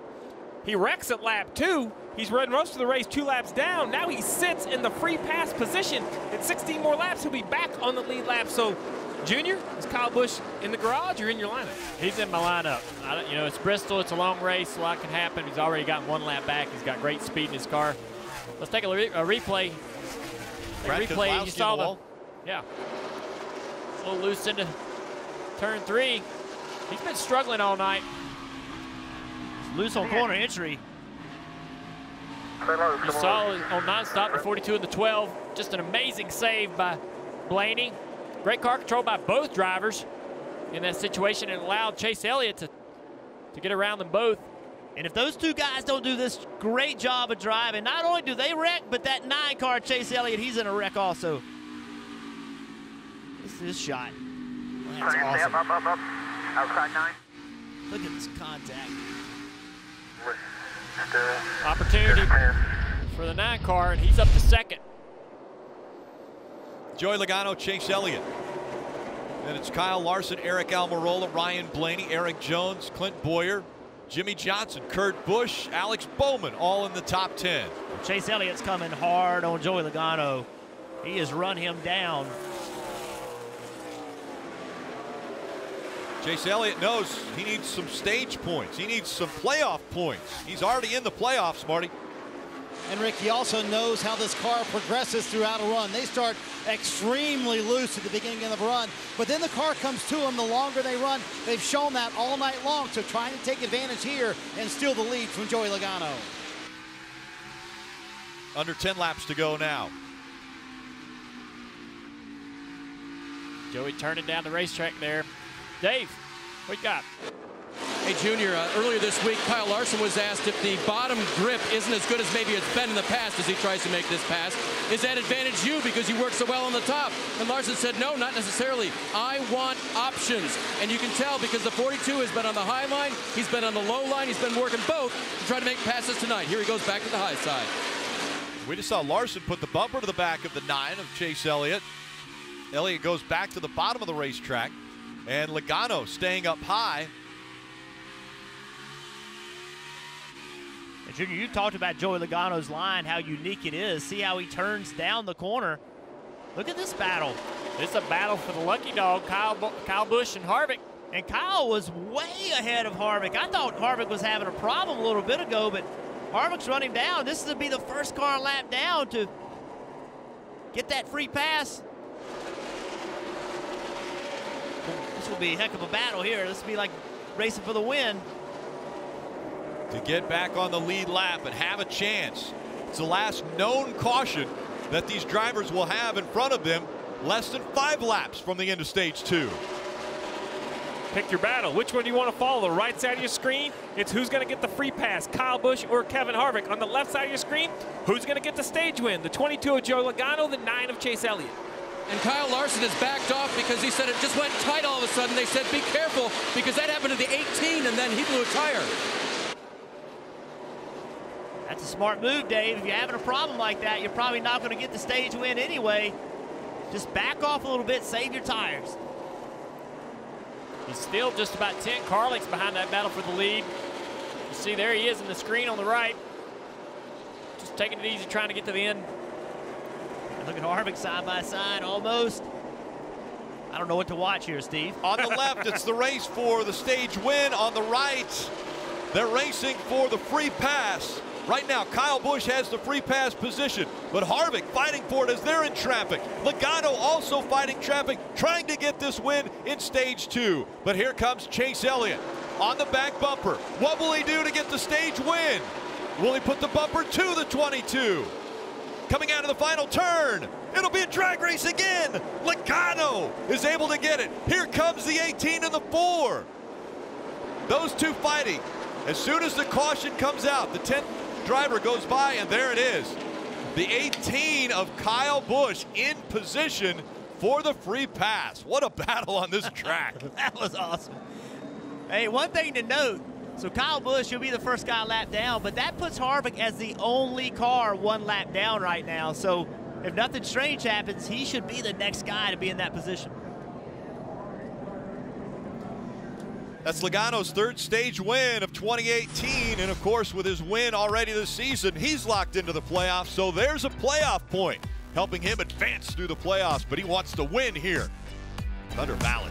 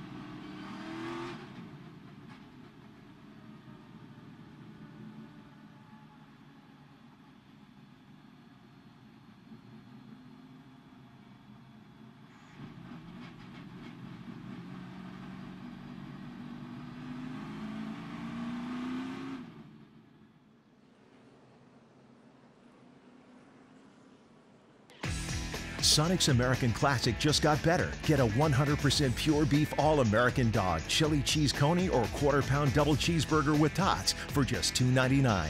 This is how you Sonic. We mentioned at the top of the show just the atmosphere and the great racing that happens under the lights at this racetrack, and we just saw that was the end of the stage, and they were fighting for that win. Well, we picked 2 battles. There were about 6 other ones out there. Those in our minds were the most important. Rick, I think they might have heard us high five. I mean, that was some great racing. We didn't know who to follow, guys. How about over in the driver's booth? Could you pick which battle you were supposed to follow? There was so much going on in both those. It's hard to pick which one, but amazing job by Kyle Busch to go up against one of the best in the business, to be able to get that lucky dog. And that is what's so awesome about Bristol. This race is all over the racetrack. The stage ends allow us to show it. Marty. Coming down pit road with the 3rd stage win of 2018 for Joey Logano. He said he was tight in the center, loose on exit. Both of those got worse the longer he ran. Right in front of him, his teammate Ryan Blaney finished that stage in the 3rd position. He said, we were not as good that run as we were before. He said, I can't run the bottom because I'm too free on entry. And Chase Elliott, who finished 2nd in that stage, the very first pit stall here on the backstretch, he said, I think we're in a good spot, but we need more. We're too free at the beginning of runs, Parker. Eric Jones pits out the 7th place position. He's been begging for more rear grip inside that 20 car. They're going to do Ford Goodyear tires and Sunoco fuel, Dave. Middle of your screen, Eric Almirola confirmed what you guys said. Not good on the short one, sloppy and bouncing, he called it. As for the 42 of Larson, he thought he might have a hole in the nose causing the tight condition. They're not going to repair here. Just 4 Goodyear tires and a fill of Sunoco fuel. The race off pit road 22 will contain everybody.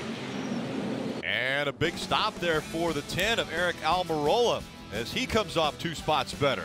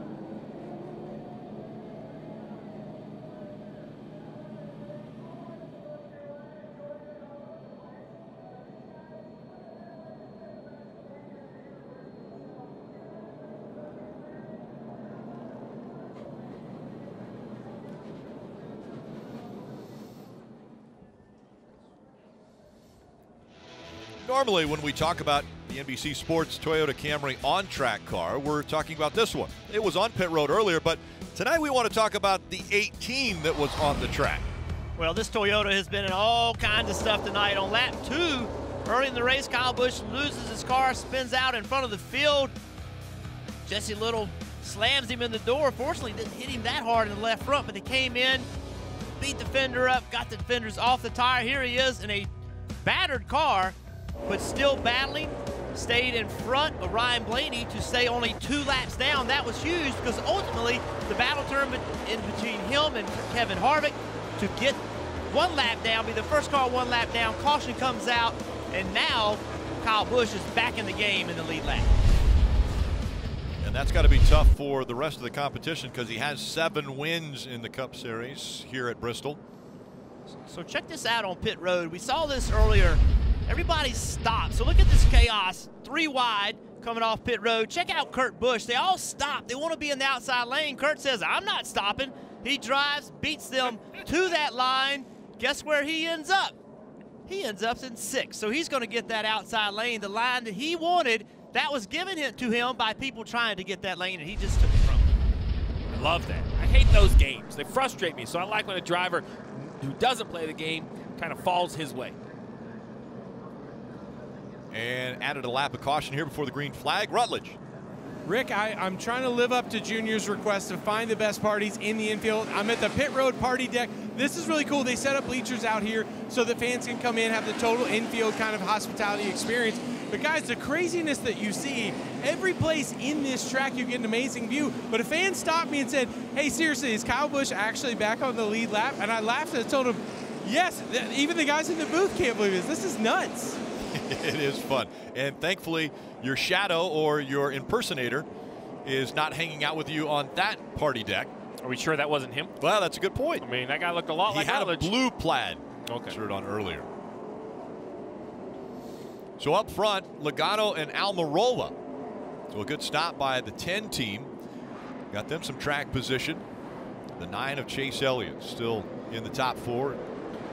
Rick, the lights are bright. The sun is down. It's finally completely dark. The race started a little bit earlier than normal. Still just under halfway left, and this is starting to look like the night race we remember. The glow of the lights on the cars. Under the lights, Logano, Almirola. And back up through the gears, but Almirola not a very good restart. Chase Elliott jumps up to 2nd. Here comes Kurt Busch on the outside. We've seen these new tires be treacherous all night.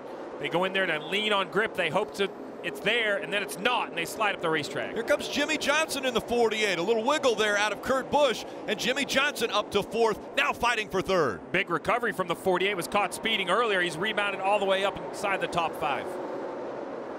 Erik Jones in the 20, running in the tire tracks of Jimmie Johnson, but it's Joey Logano out front, Chase Elliott continuing to find that same line right through the middle. Erik Jones almost into the wall as he went very high. That shot was great. That shot was from Colossus. The big scoreboard, a camera rotating underneath the scoreboard, gave us laps here at Bristol. As you see, you mentioned Almirola continue to fight. His teammate bails out from the bottom line. He goes back to the top. Let's go back and take a look at that restart. You mentioned that 10 just didn't accelerate out of the zone. He was on the inside of the front row. The 22 is the control car. He can set the pace. You're going to see the 22 accelerate, and the 10 just looks like he spins the tires. He just can't seem to get going. And that backed him up. Almirola now in the 6th position and fighting for that spot. He has Erik Jones on his outside as well as Kyle Larson. And look out his rear bumper. You see Blaney back there. Clint Boyer dives to the bottom. How about a great run? Alex Bowman right behind Clint Boyer in that white and blue Valvoline painted car. Great paint scheme. I love that 88. Great looking car. Behind him, the 3. Trying to work on traffic as he comes through the... Man, it's chaotic. 2 and 3 wide. Trying to decide who do I want to focus on, and there's battles everywhere, Dave. Steve, it's a shame Aric Almirola lost those positions on the restart because his team, as we saw, picked him up 2 spots on pit road. In fact, Johnny Klossmeyer, the crew chief, told me last week at Michigan for the company, Stewart-Haas Racing, the 10 team was best on averages all day long. They made a procedural change with their pit crew, not a personnel change, but a procedure that got them better. They're using it again here tonight, and it paid off there. Hopefully, he can have that pay off later. The easiest spots for a driver to get is when the pit crew can get them for him on pit road. How about a great run? Chris Buescher in the 12th position in that 37. Busch's car, a little bit of damage on the right rear corner, but I mean, compared to some other cars in the field, it basically looks brand new. Kelly? Remember, he's had a 5th place finish here, and when I talked to his crew chief, Trent Owens, he said Chris really excels at this track, so the rest is up to me. They felt like qualifying was just flat out a disaster for them. Much happier in the race for him, and it is showing now. He's run as high as 11th tonight. Rick, I thought all of the big 3 were going to have trouble. They'd all tripped up. I thought it was going to be an opportunity for other drivers, but now they're starting to recover. But the 78 of Truex, he had a moment. You see right here on the bottom, entering turn 1. Just that time trying to get the power down the middle of the corner. Goes for a slide. The 19 of Daniel Suarez, the 11 of Denny Hamlin do a nice job avoiding, but look at this. That's busy. I would have wrecked. Just to be clear, I would have wrecked. Yeah, turning to the right at Bristol is bad. Yeah. Logano still out front. Elliott running second. Kurt Busch, Jimmie Johnson, Eric Almirola. Parker. Guys, I'm down here in turn 1. I've got one of the coolest views at Bristol. And these drivers flying in turn 1. You see the ones on the bottom compressing in the racetrack on that sticky stuff. And the guys up top bumping into each other. This is an insane view. It gives you an appreciation for how tall this banking is and how close these cars are running together lap after lap. I just love watching this. And the craziest part is all the beat up, Bristol bruised and scarred race cars as they go by. It's awesome. Parker, I'm going to give you a little hint. Be careful. I've stood down there before. You can get dizzy very quickly watching those cars come by that quick. And they are going by quick. Again, turning laps under 16 seconds for a half mile. As you mentioned, Chris Buescher in the 37. Trying to hold off Martin Truex Jr. They're running 12th and 13th. Logano an 0.8 of a second lead over Chase Elliott, Kurt Busch, Jimmie Johnson, and Eric Almirola.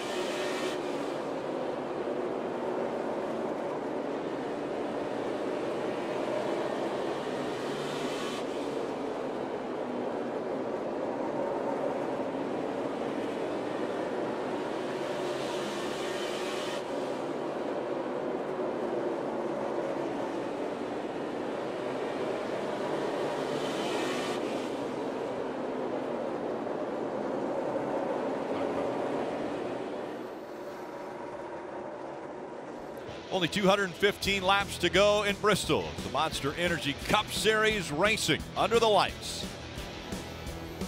And again, they'll take a week off, but the Monster Energy Cup Series will return to racing on September 2nd at Darlington Raceway. Throwback weekend at the track Too Tough to Tame. NASCAR paying tribute to 7 decades of racing. The Southern 500, that's Sunday, September 2nd on NBCSN. Joey Logano, Chase Elliott, Kurt Busch, Jimmie Johnson, Eric Almirola. They are running up into the top 5. And Steve, I want to take this opportunity to hand it off to the driver booth. Let's give it over to Dale Jr. and Jeff Burton again. I'm excellent at taking a break, Rick. There you go, boys. Yeah, appreciate it, guys. You guys had the last segment. We'll take this one. We got a great battle for the lead. Watching Chase Elliott try to run down that 22 with Joey Logano. 22 still sparking, still hitting that right side track bar. The pace is picking up as we get later and later into the race, but look at that turn down the corner that he has. He gets such a good drive off. He is able to use more throttle, literally has better drive off, running that straight line off the corner. He's been able to hold this kind of distance between him and Chase. Having a little trouble with lap traffic right here, though. They're not moving over. That's allowed Chase to close back in. Now they're on the bottom. That worked well for Chase. See if he can. Now Chase will have to turn, go to the bottom, try to get all 4 tires to that extreme black stuff. That's where the grip is.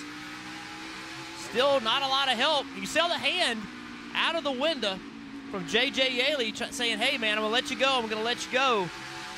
Chase wished he'd have let him go a corner before, but he didn't, and now Chase back to the top. See that turn down that Joey has? That's Joey's line, man. He runs that all the time.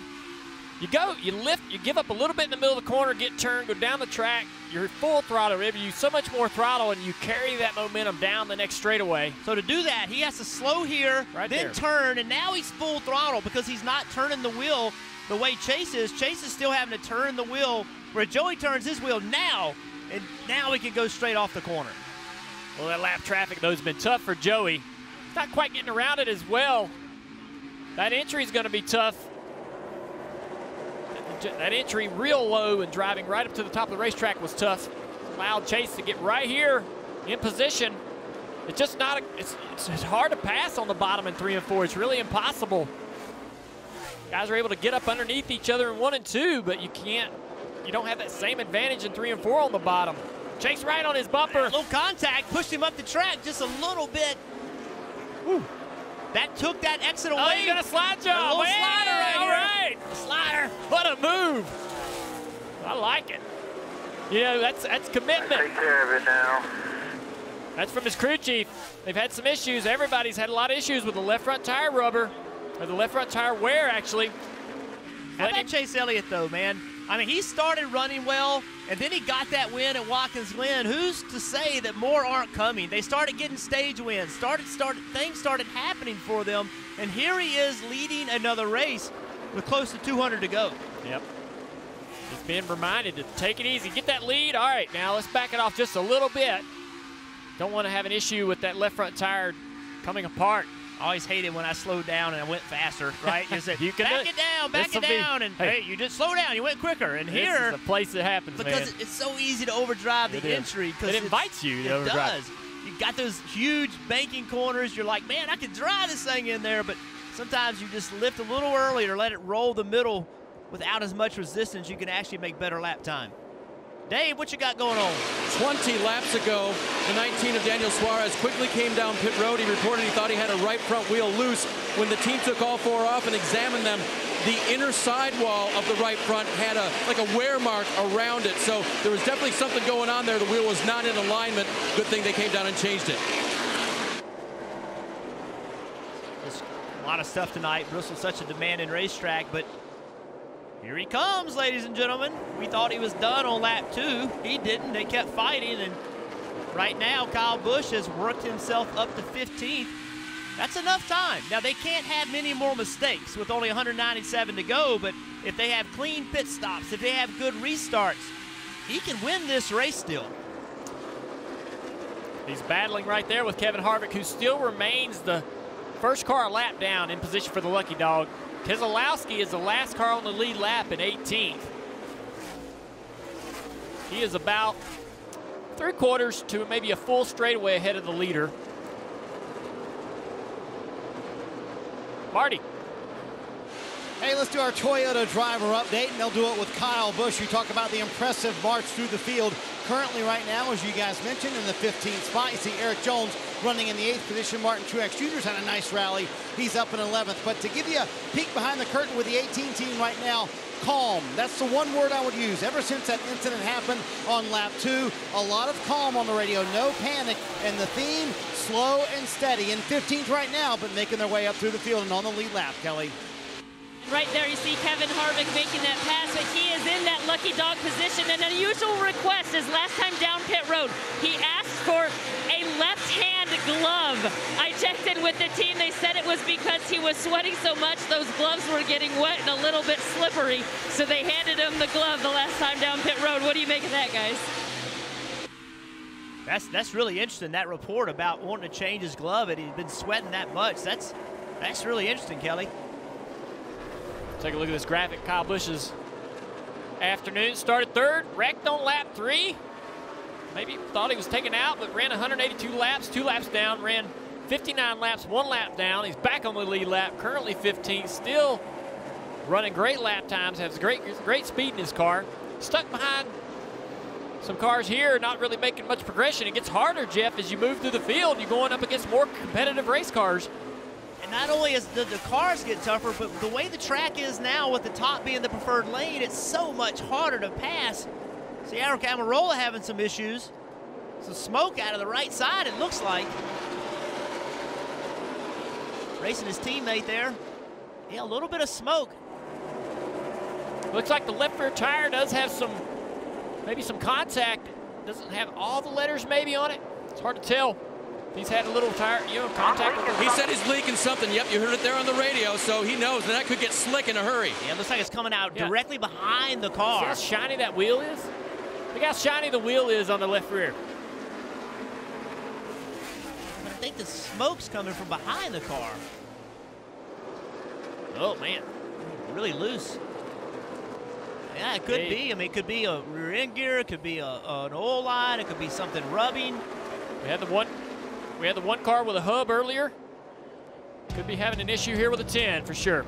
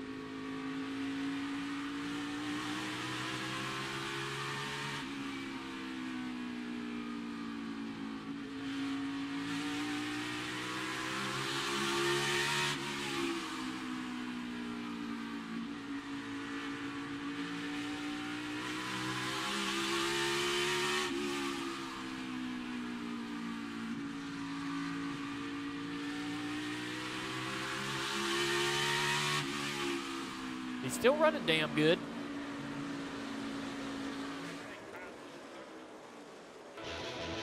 NASCAR on NBCSN is brought to you by John Deere Gator Utility Vehicles. Go Gator.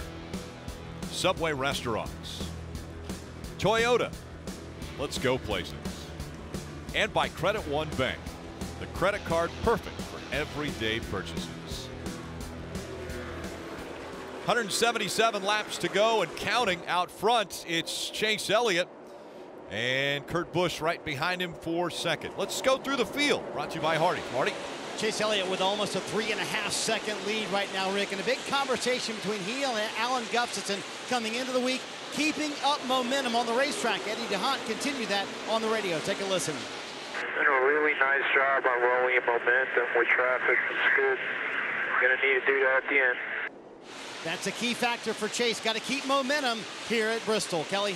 Well, Kurt Busch has been the model of consistency. 5 straight top 10 finishes, but yet to win this year. His crew chief, Billy Scott, told me if we keep running top 10, top 5s, that win will come.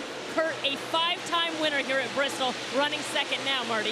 One of the fastest cars on the racetrack for the last 10 laps has been Clint Boyer, and his crew chief, Mike Bagoravich, told me, I like the speed. I don't like the execution we've had lately. That's got to get cleaned up here in the regular season, Parker. Marty, he's not going to be able to hang on for long with that 20 car coming as fast as he has right now. He's been 3/10 faster than the leaders over the last 10 laps. He's been really liking that car right now. Remember, he came so close to winning this race last year, Dave. Eric Almirola still flying, but still smoking. They had high expectations coming in here, finishing 6th in April, but no further report on what it might be for Eric. Marty? Dave, for Joey Logano, who's led 95 laps tonight, he has fallen back to the 6th position car. Way too free on this run for Logano, trying to run that middle line that he likes to run because the top for them doesn't really work here. Also behind him, Ryan Blaney, his teammates had his car too free to begin this run. They've lost a ton of track position here for Ryan Blaney, who did a cool thing last night. He watched the Xfinity Series race here for Bristol in the stands with the fans, Kelly. 19 career wins for Martin Truex Jr. None of those have come on a short track, but that's not for lack of fast race cars. As his crew chief told me, they just have not had good luck on these short tracks. Today they got caught up in that lap 3 incident, but a remarkable recovery, running 8th right now. And behind him is Jimmie Johnson. It's kind of an opposite situation for Jimmie, who's been so strong here at Bristol with a pair of wins and the best finishing average for the last 4 years. His spotter Earl Barban telling me, heck, this is just Jimmie's kind of a place. It's a bull ring, it's fast, exciting. He loves this place. And behind him, there's Chris Buescher. What's at stake for this small team? Well, they are in a close battle for 25th in points. They told me that would be huge for this team, and they're running 10th, a really solid day for this 37 team, Rick. Hey, Steve, remember the word intense that I used earlier, and intensity? Could that be ramping up a little bit? Oh, yeah, that was a great update on the top 10. Well, one more update. The weather. You know, rain came through earlier today, and then it was going to be spotty. And as you can see, weather's starting to build right around the center of those circles, right where the track is, plus some weather off in the distance. So with 165 to go, these crew chiefs and drivers are going to have to decide, are we racing to the completion? Are we racing to a weather issue? Just one more question mark. I mean, sure, it's a night race. Why not? Well, Steve, as far as fuel goes, 170 laps is about where they are fuel window. So they're inside their fuel window now. They will have to come from the start of this final stage before they get the checkered flag. Yeah, they'll have to pit. What they're also in the middle of is the longest current green flag run. They've run 74 laps, so we've heard a little communication about tire wear. We'll see if it has any issues.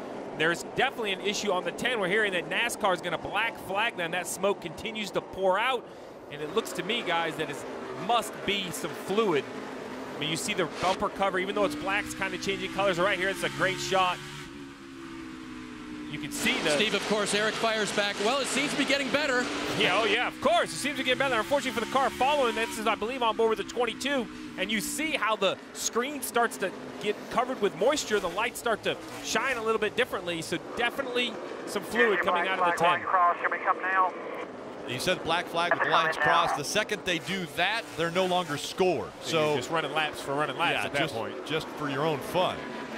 And so they're going to bring him onto pit road and find out if there is fuel coming out, or not fuel, fluid coming out of the 10. So he comes off the racetrack for a black flag. He was running 5th, so Eric Almirola is very disappointed that he has to come off the track. Dave, here he comes. And of course the crew will go and change the tires as they're going, and they're looking over the front, which, Steve, why would they do that? Well, I believe that's where the fluid's coming from. It might come out from the tail, but you see as soon as they open the hood, the rear smoke gear is comes probably out. out then. Nothing dripping out of the rear that we can see. Yeah, it's so unfortunate for the 10 of Eric Almirola. You lose laps so quickly. Even if they can repair it, their chance of winning the race tonight is definitely over. NASCAR nonstop from Bristol.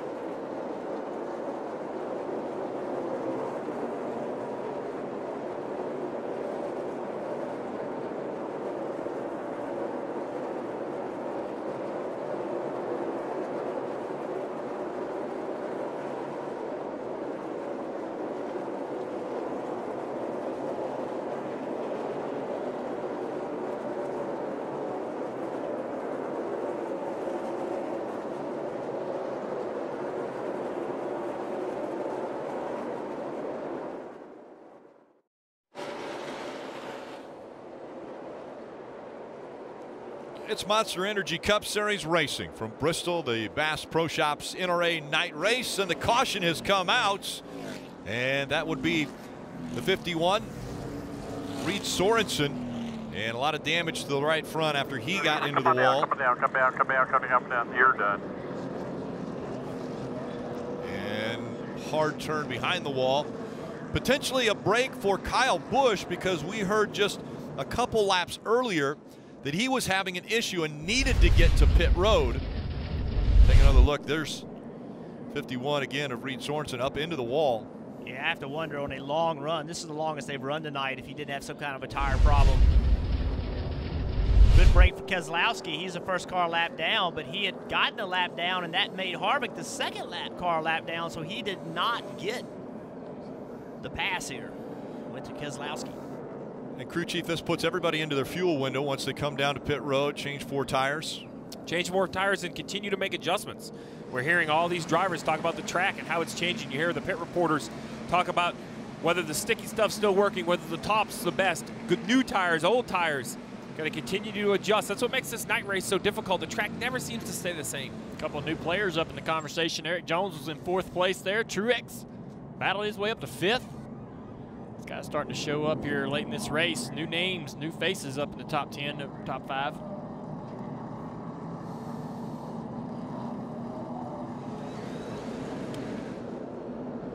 Alex Bowman, he had to pit under green a little while ago. That put him 2 laps down. He'll stay out right here and get back to 1 lap down. That was a tough break. He was having such a good night.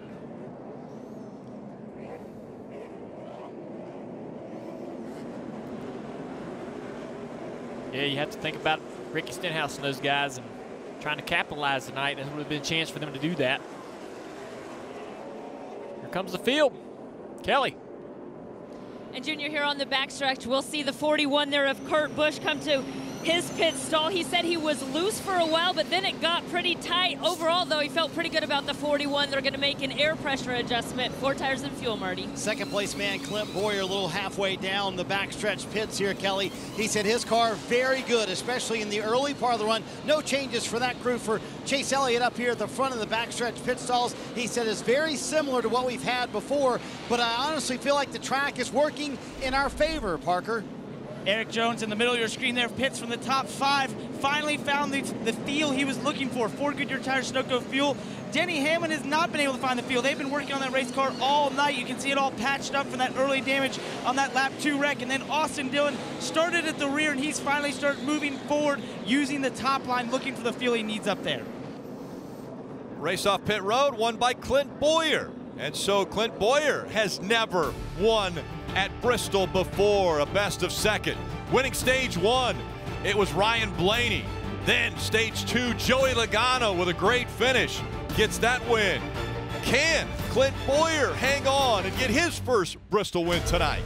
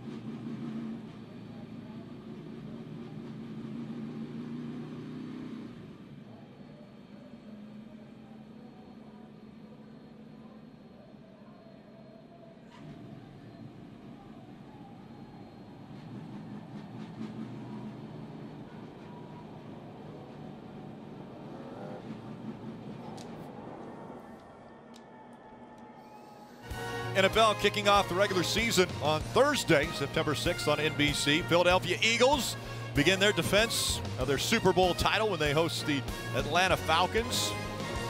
You know, back in 1961, the first race was run here at Bristol, and you can see in the infield, there's a football field. Well, that's because there was a game played in 1961, an exhibition game between the Redskins and the Philadelphia Eagles. And take a look at that ticket. The world champion Philadelphia Eagles. That's because that was the last time they had won the world championship or Super Bowl. I actually talked to one of the players in that game, Tom Osborne. Yeah, that name might sound familiar. He was a college football coach at the University of Nebraska. Marty. Hey, Rick, Ryan Blaney had to come back down pit road, loose lug nuts on the right side. He'll start tail into the field for this restart. That was a great catch. Get that under caution, not find out under green flag. Too wide, here they come. Clint Boyer on the outside. Chase Elliott on the inside. Boyer with a great start. Here comes the 78, Martin Truex Jr. After a good stop on the high side, he moves up to second. He'll challenge for the lead as they go into 3. Never won at a short track. Martin Truex Jr. fighting now to hold on to that second spot as Joey Logano works the middle of the track once again, trying to get to the outside of Martin Truex Jr. A little further back in this field, you see the white car, that 18. They cannot get that car full of fuel. A long pit stop, but being on the outside helped him with this restart. Logano had faded on that last long green flag run. With restarting on the outside, though, he's back up in the second position. Guy's still using that bottom. I'm surprised it's late in the race. How about Kurt? He had a problem. His car just went straight to the top from the bottom. Well, Trevor Bayne in there digging, trying to get underneath Kurt. Truex gets a great run off of 2. Hard to throttle. All these guys still using that bottom groove on new tires. To keep that in mind if we get some late. Oh, little bobble by the 22 Logano. Oh, Truex right in his bumper off of turn 2. That's old school Bristol there on the bottom. That's right. Nothing wrong with that. See if Truex can make that bottom work in 1 and 2 down here and clear him. Not so fast. Just about. Logano holds position on the outside quarter. Look who else is driving up into this. In 5th place, Austin Dillon, who had to go to the rear of the field, started at the back.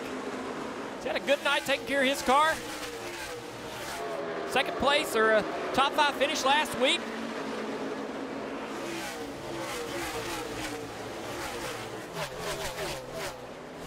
Is this the race Martin Truex Jr. finally gets that short track win? Now as he's moved up to the 2nd spot. Nobody's really been able to take, claim of this race just yet. And we had so many different leaders. Boyer out front for the first time tonight. Truex trying to run him down. Truex really hasn't had a lot of speed. He hasn't had speed in practice. It seems like they've improved this car throughout the night, making adjustments.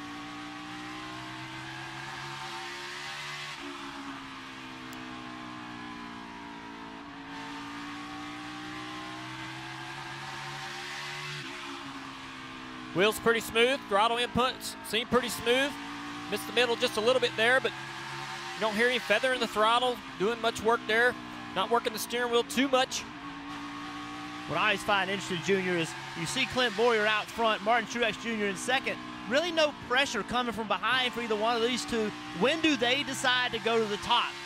You don't want to be the first guy to go to the top and run slower. So I think what's happening right now is the spotter's watching Chase Elliott running back there in 3rd, and Chase Elliott has moved to the top. If he starts making ground, spotter's going to say, hey, 9 cars coming, now move to the top. But until then, there's really no need to move.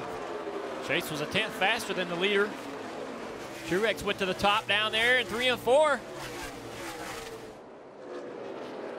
Chase again, a 10th quicker than the leader. Leader Clint Boyer running the bottom, Chase on top. Truex struggling to find speed. He's a couple tenths off right now. Moving around, improving his speed just a little bit. Kelly. And just as you guys saw the 9 of Chase Elliott move to the top, Clayton Hughes, the spotter for Martin Truex Jr., told him just that. He said the 9 is up top and he's gaining ground. There you go, that's the signal. You know the top's going to come in. You know it's going to happen. You just don't know when. Marty. And guys behind him, Chase Elliott, you saw him move to the top. And Junior, you're right, he was much quicker up there. But that was not the plan for the 9 team. They felt like late in the race, the top wouldn't be the place to be. They kind of worked on the bottom a little bit more. But you've got to be flexible here at Bristol. You see Chase running the bottom, running the middle, running the top. Wherever it creates speed, that's where that 9's going. Even this far behind Martin Truex Jr., he can feel that dirty air. He can feel that loss of downforce on the front of his car. He has a little problem there, missing the bottom there. But he can feel that, so he goes where the 78 isn't sometimes. If he needs to run the bottom, he'll run the bottom. His car works well on the bottom if he needs to be down there. And Boyer's going to have to answer the move from Truex. You can see Truex is starting to catch him. He's going to have to answer and get to the top. Joe Logano's part of that conversation as well. He's keeping the pressure on Chase Elliott, so Chase can be, you know, he can look around, but not a whole lot. He doesn't want to make a mistake and put his car in the wrong line. Look here, he's getting a good run up underneath the 78 of Truex. This is going to give Joey Logano a chance to try to drive underneath Chase. Yeah, so if Chase changes his line and something doesn't work, he opens himself up to lose that position. You cannot afford to lose positions experiencing around on this racetrack. You just can't. It's too late in the race to be able to give up that spot to a car like Joey Logano. So he has to drive with a little bit of defense and also trying to, look at that, got the gas good there through the center of the corner. He's got, all these guys are driving the corner so differently. You can see Logano with that low exit. Truex has a similar exit as well. Kind of stop the car in the middle and turn down and run off the bottom. Watching this great battle for this lead, four-way battle. Oh, here he comes. Kurt Busch, that pass right there is for 6th place on the very top. I'm telling you, he's coming. Kyle Busch is definitely going to. I'm sorry. Yeah, he's definitely going to be a part of this finish. If they could go mistake-free on pit road, they should be a part of this battle for the finish of this race. Marty. And Junior, pretty amazing on the left-hand side of your screen. That's a battle for the lead. 4 cars all in one shot. Pretty amazing. And you talk about that line, Junior, the 22 seems to take as the battle for the lead heats up here with Boyer and Martin Truex Jr. Truex looks like he's going to get that lead away from Clint Boyer, but Boyer using that high line to try and get it back, guys. A great battle here. But back to Logano. He drives off the hill. TJ Majors, his spotter, has been on him. Pull it off the hill, drive it off the hill. A little bit different line, Junior. Absolutely. They're all starting to use that line as well. We've seen it from Truex as well. We're seeing it from Boyer. Stop in the middle of the corner, turn down, and run off the bottom. Let's drive down the hill, even putting the left rear, if you can, in that PJ1 to get a little more traction and forward bite, to be able to use a little more throttle. You can see where Truex is faster. They enter the corner about the same speed, but watch right here. Truex rolls a little better, is able to turn, get that run. He's going to get alongside of Boyer. Now Boyer's just got to not overdrive the entry. Try to beat him off the corner, give up the center, and roll that speed on corner exit.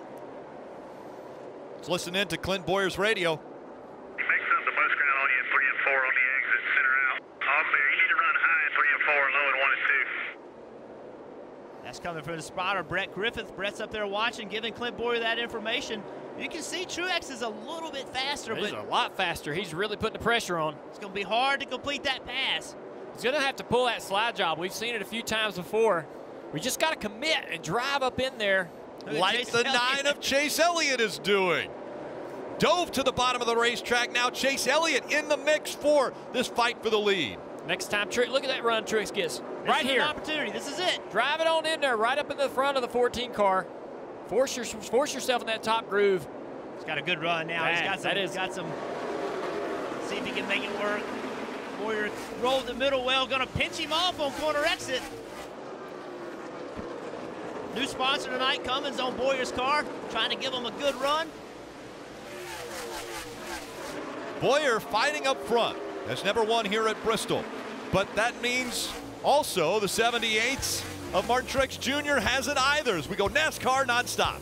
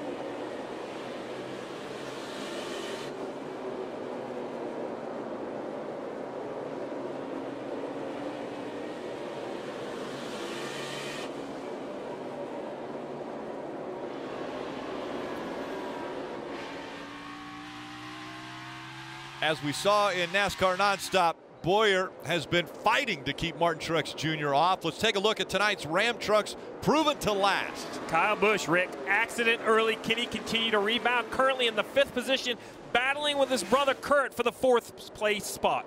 Who's going to take control of this race? There's been so many different leaders tonight. Right now, Clint Boyer leads.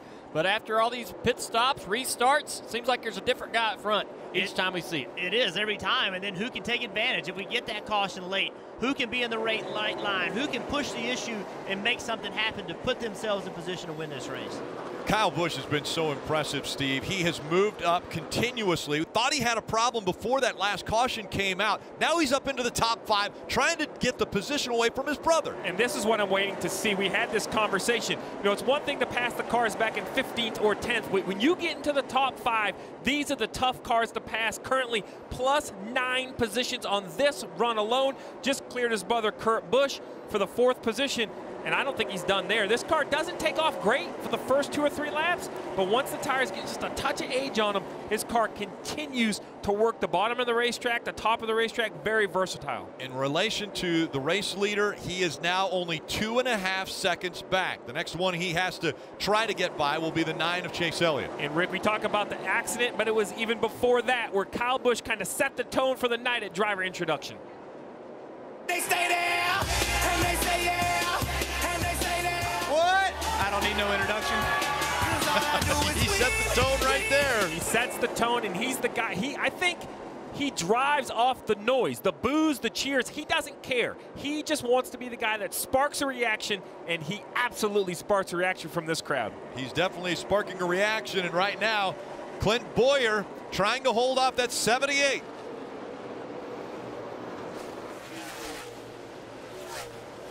As they went along here, Clint Boyer actually got away from Martin Truex Jr. Clint's got that outside figured out. Martin maybe used his tires a little bit much trying to get by him and maybe letting him cool down a little bit. Going to make another charge. I think car for car, Truex definitely has a little more speed. Lap traffic's been a little more difficult at times for Truex. You'd think it'd be tougher for the leader. He's the guy that everybody races. I don't want to lose a lap. But look at the way Boyer goes to the corner there and just puts distance on Martin. As he goes to the bottom around that lap car of William Byron. And now Martin has to shorten up his exit. That's a couple car lengths. You have to fight to get back. Boyer just seems to be able to get around that lap traffic. The other thing, this racetrack is going to continue to change. It's only 89 to go, but this line that they're running right now where they're turning low off the corner doesn't mean the track is going to continue to allow them to do that, Marty. Kyle Busch trying to get to Chase Elliott. That would be for the 3rd position. Can't overstate what an amazing rally it's been for this team. For way of review, the accident on lap 2. They were down 2 laps. At one point, almost down 3 laps with this 18 car. And let's take a bigger picture view at it with the big 3. What would a win tonight for Kyle Busch mean after the win by Kevin Harvick at Michigan last week? If they can come back from this, nearly being down 3 laps and win tonight, momentum going into the playoffs with only 2 regular season races left after tonight. He is flying. I mean, it's the fastest car on the racetrack. Doing a great job working around lap traffic. You see he's pushing hard sideways off turn 4.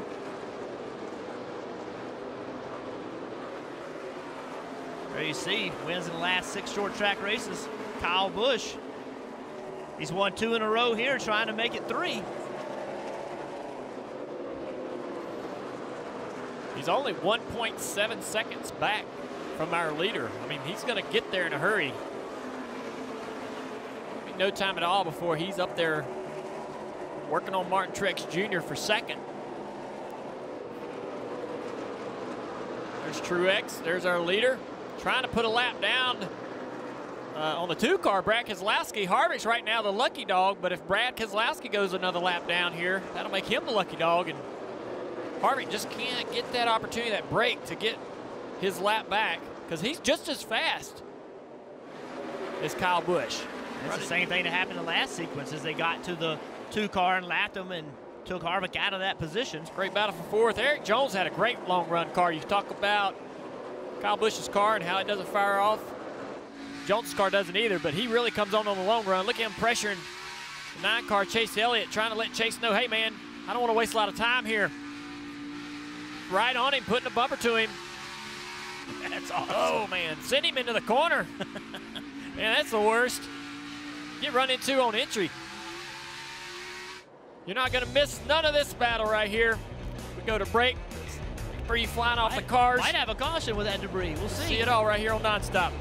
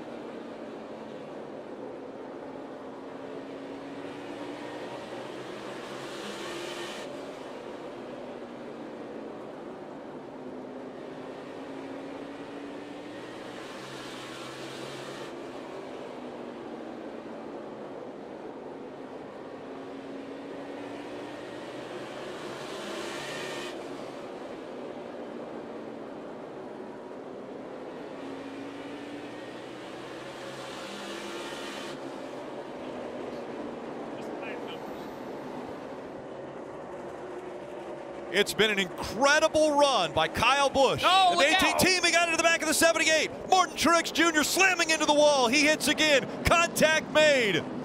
Kyle Busch got to the back of the 78. The 78 spins and brings out the caution once again. Also involved the 7 of J.J. Yaley.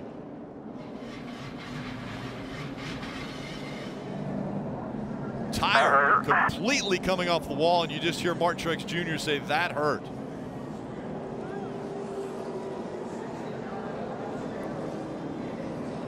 Take it to the truck.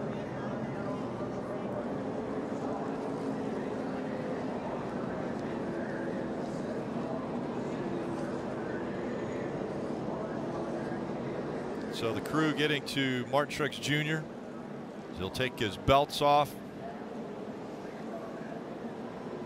That hurt, and also hurt his feelings. Yeah. You know, sitting there running second with a shot to win this race.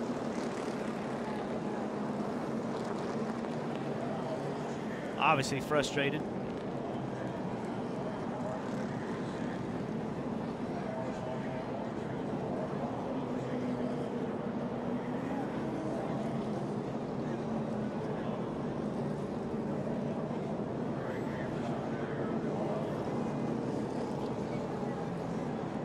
Man, you put so much into racing, means so much to you, and something like that happens, it just runs all through you, man. Makes you so mad. So much commitment had been made by Martin Truex Jr.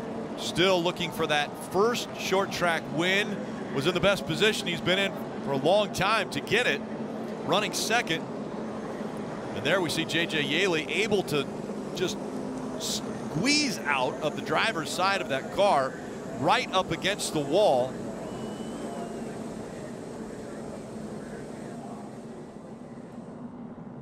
Let's take a look at the replay here. Coming off turn 4, Kyle Busch. Tricks taking it. Maybe kind of come down the track a little bit, but really didn't turn into the 18 car. J.J. Yaley just trying to get by. Nothing he could do. Watching 78 come right across the racetrack. Huge impact. Yeah, that angle into the inside wall is an odd one and a tough one. Just barely touches him there. Yeah, Martin's not going to be happy with that. I don't think Kyle did it on purpose by any means, but certainly coming off turn 4 and thinking the 78 was going to leave, go a little higher up the racetrack. Inside quarter. Hang on to it, hang on to it, hang on to it. Oh. Damn it. Hang on, hang on, hang on. Just hard wrecks. You know, even at short tracks going 100, 115 miles an hour, those are hard shots.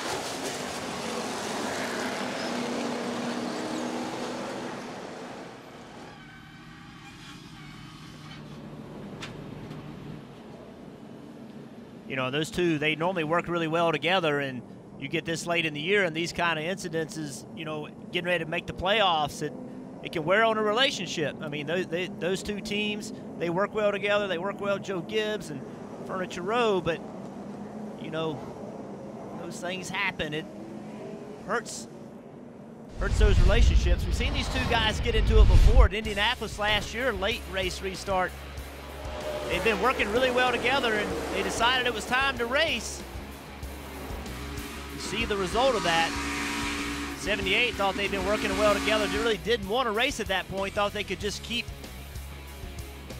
playing along and staying in front of everybody else. And you saw the post-race what happened between the two teams. Well, now you want to race? If you let off what I want to beat you. I don't care. Get out of my box. I don't care who you are. Get out of my box. All right, pal. I don't give a who you are. Get out of my box. All right, cowboy. Tough guy. I am. Oh, good for you. Hey, man, just walk away. You stepped in the warm-up. That's Martin showing his frustration. Marty. And Rick, for what it's worth, Kyle Busch came on the radio and kind of groaned after all that happened, said the contact was so light, clearly indicating he did not mean to do that and did not want that to happen. For what it's worth, Cole Pern came down to the 18 pit box, had a conversation, a quick conversation with Adam Stevens, kind of ended it with a thumbs up, but you could tell he was not happy when he walked away. Short track Bristol racing. People are going to leave here. They're going to be mad. For second. I mean, that you got to remember that they're fighting for second right now. I think Jeff's point is well-founded that it's 2 races to the playoffs, right, Jeff? We leave here 2 more, and then they're going to be racing for a championship. And we've seen that Furniture Road team, Joe Gibbs Racing, the Toyota connection, they work so well together. They continue to, you know, dominate, hand it back and forth with Harvick in there winning as well. So it's going to be interesting to see how they recover from this and move forward, Marty. And Steve, we have documented the amazing rally for the 18 team today, but there's a bigger problem, and you'll understand this as a crew chief. That back panel is not on the back of the 18 car, so when they go to plug the fuel can in, it will not work. They cannot get fuel in the 18 car. They have to physically hold the panel. They can't change tires at the same time. So they are currently 7 gallons short from being able to make it to the end of this race, and they're not sure how they're going to get fuel in when they come in and stop this time. Here's the radio with Adam Stevens a moment ago telling Kyle Busch what the situation. If don't put fuel in it, it'll be about 7 gallons short. And there you go. So they are going to be 7 gallons short here, Steve. So they're trying to figure out what they're going to do on the stop, how they're going to get fuel in, and how they're going to finish this race. Right. Well, from what you're explaining, Marty, they can get fuel in if someone holds the panel, which means it's going to slow the pit stop down. It took him basically 75 laps to drive from the back half of the lead lap up to second.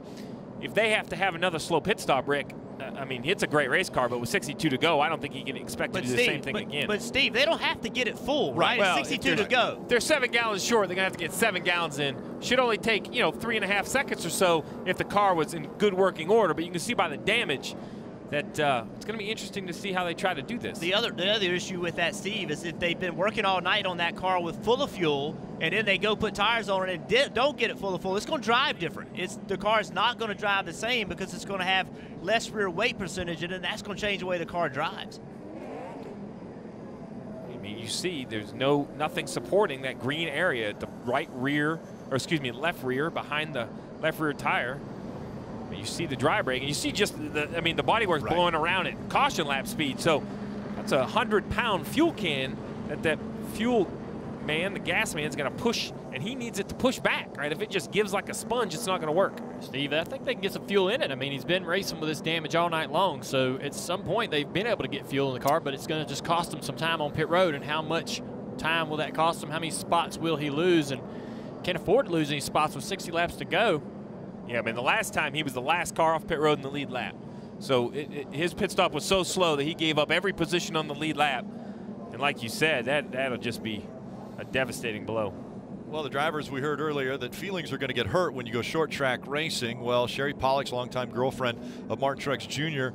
just tweeted, OMG, can't believe that just happened. Kyle Busch is a moron. And so listen, the wives ride with the husbands. Yeah. I've been telling you, and the boyfriend, the girlfriends, and it's, they go through so much, and they ride, they see their husbands and boyfriends when they come home, they see the heartbreak when things don't go well. So when you hear somebody express that opinion, that's because they're living this every single day, and the emotion involved in it runs really high. Yeah, we saw the frustration of Martin Truex Jr. when he got out of the car. He kicked the car. So frustrated at what had taken place.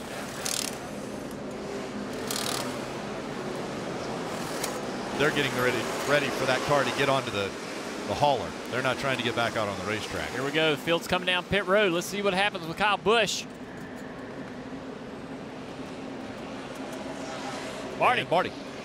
And guys, it's interesting. The chassis adjustment on the 18 was almost an afterthought. Their whole conversation was about how this fuel situation was going to go down. They are going to make a very small wedge adjustment. You see him plug it in. You see it just flex in. It doesn't do anything. They have one guy in there trying to hold it as best as they can. That's Nate Bellows, the car chief, trying to hold it in there as best as he can. There's the adjustment. They're going to lose a ton of track position here, but that's what they did, and they think they got enough fuel in it to make it to the end here, Parker.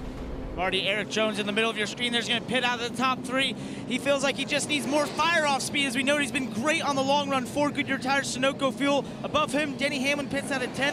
He's just said the car is awful, and Austin Dillon has been looking for more grip up top. Kelly. Truex Jr. has just been released from the infield care center, and after a couple of hard hits in the wall, glad to see that you're okay, Martin. What did you feel there before that wreck? I just got hit in the left rear. Pretty simple. I mean, it's a shame. We had a good night going. Started off rough, battled hard, and got the car pretty good there. So, I don't know, just got hit in the left rear.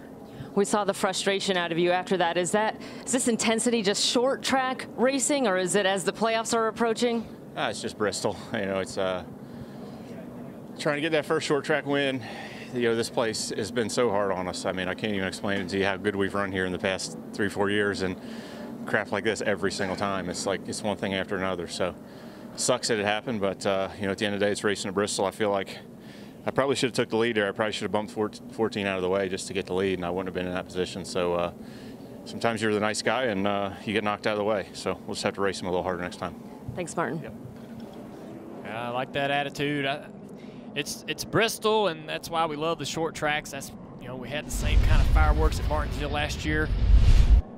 That's why we love Bristol, is because of drama like this. Might not like what happened. You may want to blame Kyle Busch for that. Hate to see Martin get taken out of the race, but short track racing creates all this drama. Yeah, it doesn't make it where you're okay with it. No. You're still obviously, clearly, not happy about it, but Martin cooled off a little bit. Things happen here that don't happen everywhere else. Marty? And guys, a cavalcade of issues for the 18. Now they're starting to push water out. The car is overheating. Steve, he says a radiator fan not working. Adam Stevens' quote after that, well, that's not good, is it?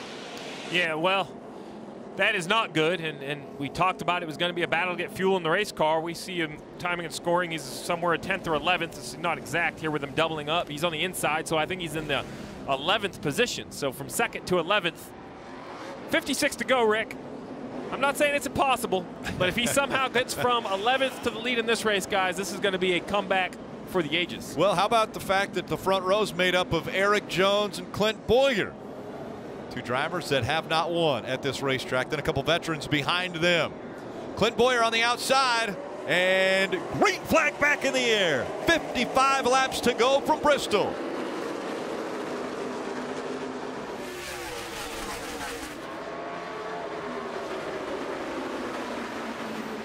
This cycle of pit stops and this restarts hurt Chase Elliott. Falling all the way back to 8th place. After having such a great run earlier tonight. His teammate Jimmie Johnson up here on the inside of Austin Dillon. Austin has the preferred line on the outside. How about Ryan Newman? Haven't called his name, and there he is. He's hanging out. Old Ryan Newman, look at him about to get turned around here. He tries to get down in front of Chase Elliott. 3 wide off of turn 2. Oh, it's close. Oh, that's frustrating for Chase. Chase knows with 53 to go, he's going to have to push the issue. You got to be aggressive. You just got to be aggressive here, just like Truex said. Got to move these guys while you can and get on up to the front. It's the only way you're going to have a shot at winning this race.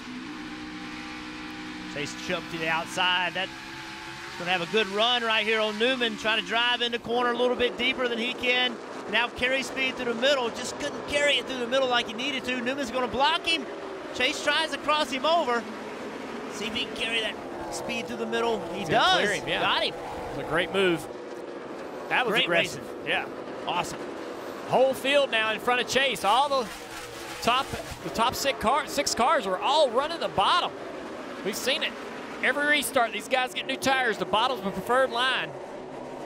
41 of Kurt Busch. He ran right to the rear bumper of Clint Boyer there, but then the next corner just did not roll. Now Eric's trying to take the fight to him. Jimmie Johnson watching all this. Eric did not get off of turn 4 good. Hard to do in turn 3 and 4.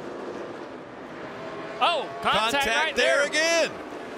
Both drivers, great car control from both drivers there. I know Eric probably didn't mean to do that.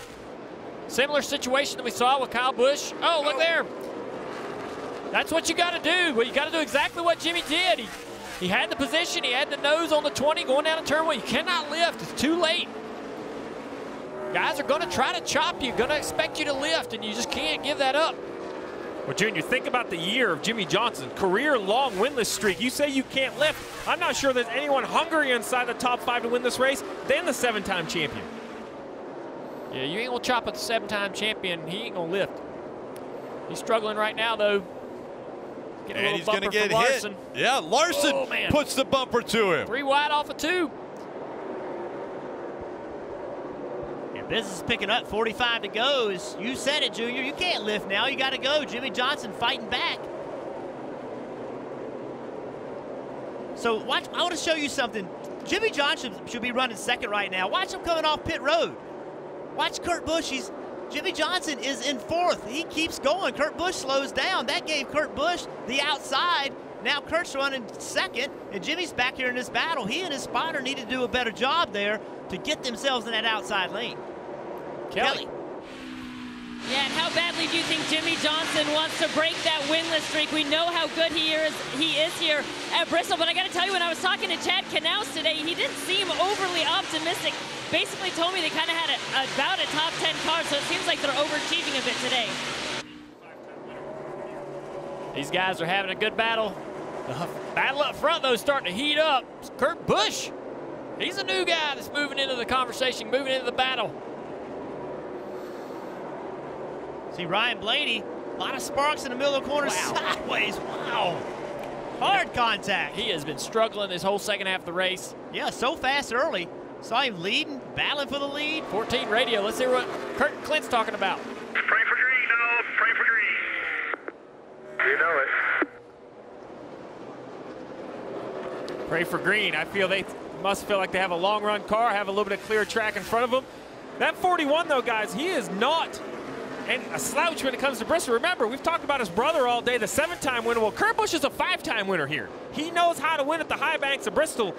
This is the driver. He's seen his teammates win this year, right? He's seen that 14 go to victory lane. He's seen Kevin Harvick go to victory lane. There's been rumors in the garage area about where he'll drive next year. They've tried to quiet those rumors. The best way to quiet them, winning.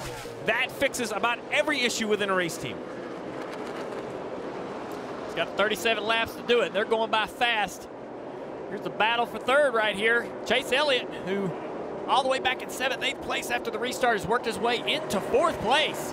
He's got great speed, but he's going to have to get by this 20 quickly as the laps are winding down. He needs to get by him quickly to be able to run down those leaders. It's going to be hard to do. Erik Jones has been really good at keeping guys behind him. We saw all kinds of pressure earlier, and nobody could make it happen. So you see how high he is. Carries great momentum through the middle and then on corner exit. So how's Chase going to pass him? He's going to have to get a big run and then just put a slider on him and try to make it work. Erik Jones was into his bumper several laps ago. We saw it on the last run. Chase has every right, in my mind, to go up there and give him the same aggression if he can get there. Kelly. Kurt Busch, a 5-time winner here, yet he said the first couple times he came to Bristol, he was blown away by the speed and intensity. 2002, he showed up and everything just seemed to slow down, and he really credits his old crew chief, Jimmy Fennick, for that help. You talk about those rumors, and I asked his crew chief, Billy Scott, how that's affected the team. He said, look, the best thing we can do is keep performing week in and week out. We have a lot to accomplish this season. We can't look ahead to what's going to happen 4 months from now. Marty? His teammate Clint Boyer leading right now, trying for his 3rd win of the season. When I talked to Mike Buescher this morning, he said, we've been terrible all weekend. I have no idea if this setup is going to work. Well, it certainly has worked the last 3 stops. No changes for Boyer. And you guys want to hear a weird stat? His 2 wins this year have come before off weekends. Guess what next week is? An off weekend. That would be weird if Boyer wins again this weekend here at Bristol. He's not going to think it's too weird, though, because he'll have that giant trophy that Jeff and Junior were talking about earlier. Incredible race, 18 lead changes between 8 different drivers. Let's take a look at tonight's lap leaders, brought to you by Honda Power Sports. Ryan Blaney has led the most laps, 121. Clint Boyer, he could lead the most laps if he's able to stay out front, but the caution has come out. The 2 of Brad Keselowski is around. Saw a lot of smoke, and he was slow on the track. That will put Alex Bowman back in the lead lap, I believe. He was the first car lap down.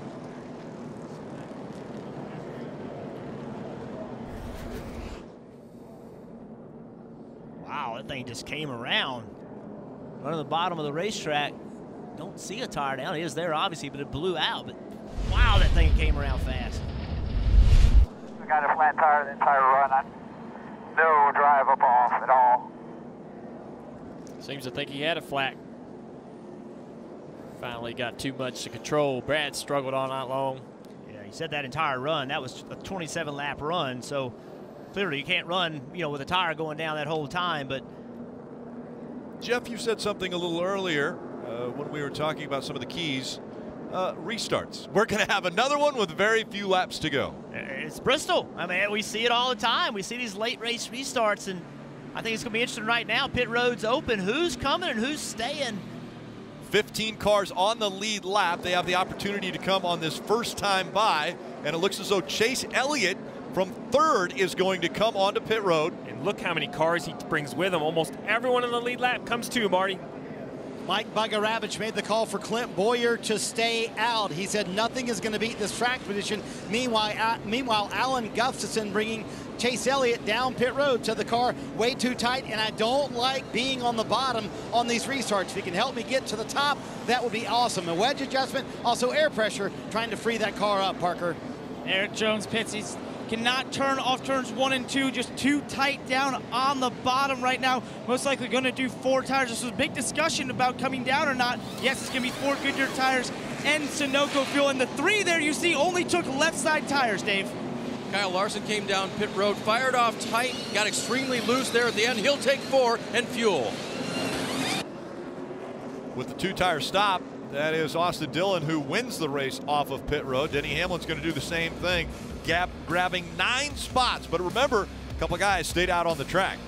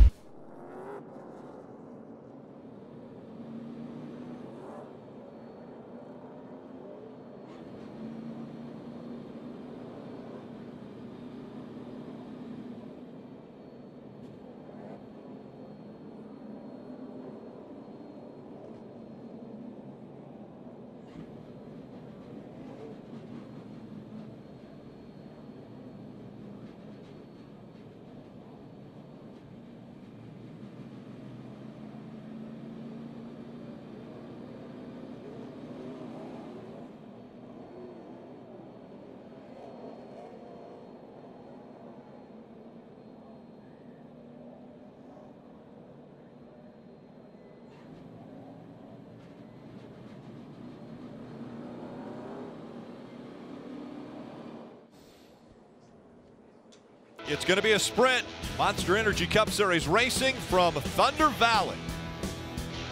And after the checkered flag here at Bristol, stay tuned for the NASCAR America post-race show presented by Honda Power Sports. A lot to talk about after this one is over. So, Rick, it was decision time. Who was going to come to pit road? Well, Clint Boyer, Kurt Busch, they stayed on the racetrack. They'll take the front row. Jimmie Johnson, Chris Buescher, row 2, also on old tires. Now it gets a little questionable. Austin Dillon, Denny Hamlin took 2 tires only. They'll take row 3. And Chase Elliott and Kyle Busch in row 4 are the first 2 cars with 4 tires. So now what's going to be more important? Clear track or fresh Goodyear rubber? You see everybody's choices. Green flag with 23 to go. It's the night race. I expect some sparks, Rick. Well, there might be a little bumping and banging because we have seen that already. Intensity has picked up. Boyer, Kurt Busch making up row 1. Back up through the gears at Bristol. Kurt Busch with a great restart. He cleared him. Kurt Busch takes the lead on the restart. 3 wide for 3rd. Kyle Busch jumps to the outside of that 37 car. Chris Buescher trying to make that 3 wide move himself. Oh, contact. How did they get through that? More contact. We're seeing a little bit of tire smoke out of the 37 of Buescher. They're still 3 wide. This won't last long. Those tires on the 11 are helping him hold that top position. And look at this squeeze down the front stretch. Chris Buescher drops back after. Chris Buescher's got a right front tire down. Well, and a lot of smoke coming out of the 18 as well of Kyle Busch after that contact. Now battle again for the lead. Clint Boyer on the inside tries to take it back. Kyle Busch has some trouble. He's got a left rear tire down. All that contact between those cars. The tires just can't take that. Left rear down. He'll have to come back to pit road trying to find a way to the bottom of the track. Kurt Busch still holding on the top spot. Around goes the 18. They got the left front on the wall. Yellow, yellow, yellow, that brings out the caution.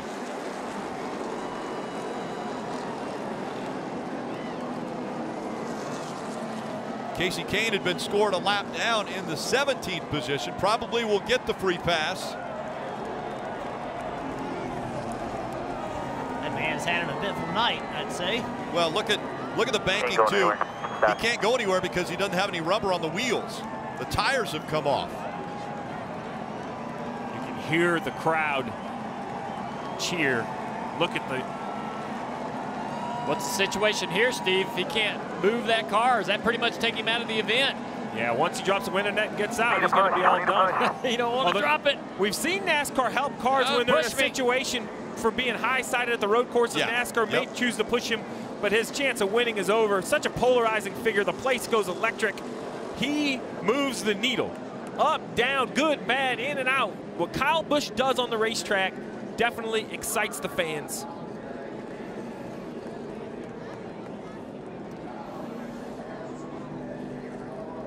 I'm telling you guys, Kurt Busch did not want to see this yellow, because now Denny Hamlin in that 11 and Kyle Larson with 4 fresh tires in that 42 will be in the row right behind those leaders. There's not a lot to push, by the way, on the back of that 18. No, there's not, Rick. I think they'll give him a push. And now, listen, NASCAR said this. They said in situations where you get stuck because of the racetrack and the shape of the racetrack, they'll assist you a little bit. There you go. He'll come and get a left rear tire. And I'm sure they'll cut more of the body off of the 18. So Kurt Busch is out front and closing in on 16 laps to go. Clint Boyer running second. Hamlin, Larson, Johnson, Blaney. But it was the tight racing for the 4th position. Yeah, right there, you see the 18 car. That's what cuts the left rear, and the 37 car, Buescher, he had his right front go down. You know, 3 wide at Bristol, it's going to be some contact. There's no way not to be on the corner exit, and it's just too much for the tires to handle. But it's late in the race. Who's going to lift? If you lift, you're not going to win. If you don't lift, you have a tire problem. What a tough break for Chris Buescher. Did such a wonderful job all night. Left rear goes flat, and around the 18 goes. 48's on pit road right now, too, guys. Kelly.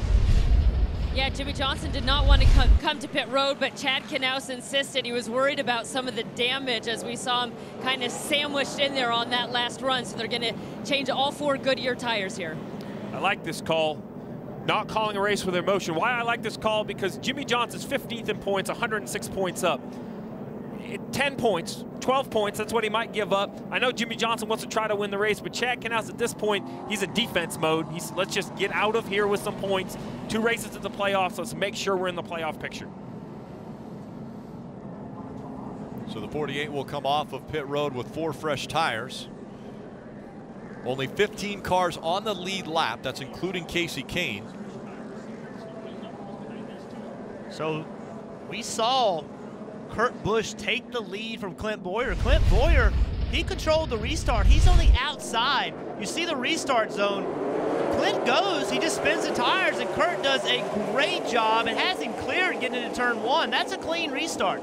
I wanted to see a replay because how does a guy not controlling the restart beat the control car getting into turn 1? I thought maybe he jumped, but that was a clean restart, Marty. Well, the 14 is not happy about it. So we've seen corporate teammates not be happy with each other. Now we have teammates not happy with each other. Listen on the radio. They ran into me and knocked me, got me loose. Well, payback's a bitch. Then 4, eye for an eye. And Mike Bagaravich came on the radio later. I said, I thought we were supposed to race each other hard, not hit each other. I didn't see any contact there, but Boyer not happy. Well, in that same replay, who made the big move? The 11 of Denny Hamlin, 3 wide, using those 2 fresh tires. Well, guys, Kyle Larson won the Xfinity race last night, said Bristol is absolute favorite racetrack. He's on 4 fresh tires starting in the outside row 2. I believe he's going to be at the top going into turn 1. Now it's Kurt Busch's turn to control the restart. Pace car diving onto pit road. 41 and 14. Coming out of turn 4. Back up through the gears they go again. Terrible restart for the 14 of Clint Boyer. Didn't time it properly. Kyle Larson into second place with those tires to see what he can do with Kurt Busch. Those new tires, they will let him make that bottom work a little better than old tires. That's what he's going to have to do. Kurt's not going to give him the top. 30 laps difference in tires for Kyle Larson. 30 laps pressure for Larson than for Kurt Busch. One thing we know Kyle Larson will do, because we've seen it, he doesn't mind throwing an aggressive slider to try to get by for the 41. He's gaining. So he's got to get to his rear bumper on corner entry with some momentum, and you know what's coming. Kurt Busch knows what's coming. How do you defend it? That's the question. Coming to 10 to go right here. 10 to go, 10. Does he take his line away? Does he take away the possibility of the slide job? Boy, Kurt Busch car looks pretty good there in 1 and 2. His car is turning good. I don't know if Kyle is able to put enough throttle down to make any gains off the corner. 5-time winner out front.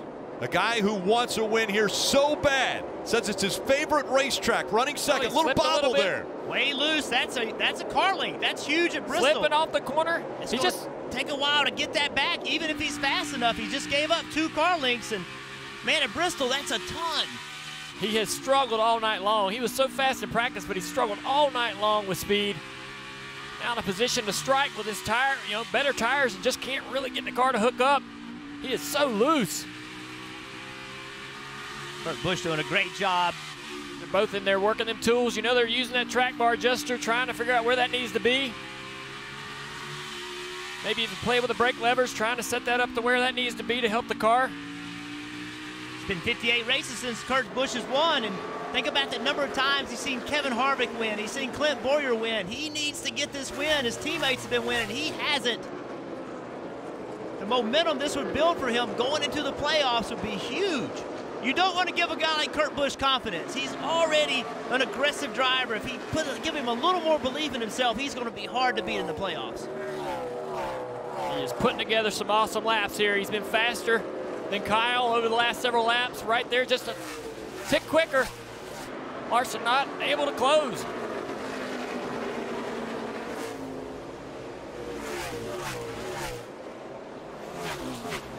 Just 3 laps to go.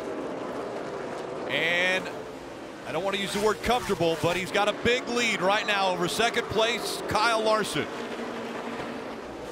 Less than 45 seconds to go in this race. 2 to go.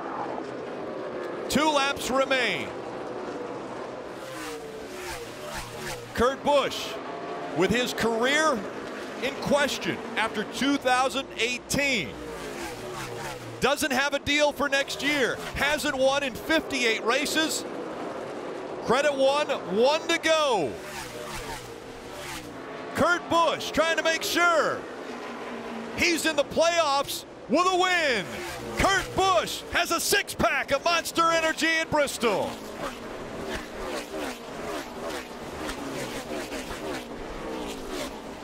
Oh, yeah.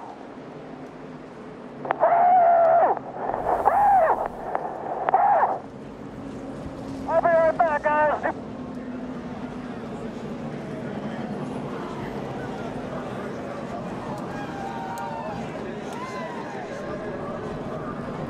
Now you're clear. Good job, driver.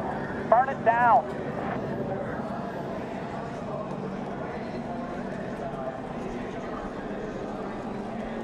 Ah!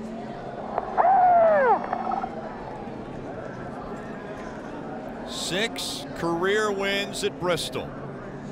And a huge one here. Kurt Busch wins in the Monster Energy Cup Series for the first time this year.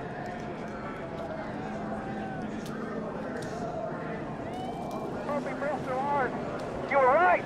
Hell yeah.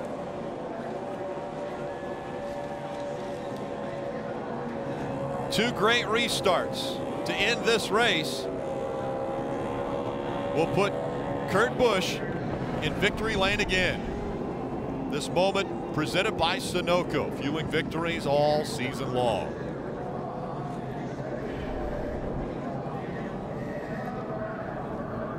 A lot of tape on the front of that car, but the celebration is going to continue for 2 weeks because Kurt Busch now has a win in 2018, and that guarantees a spot in the playoffs.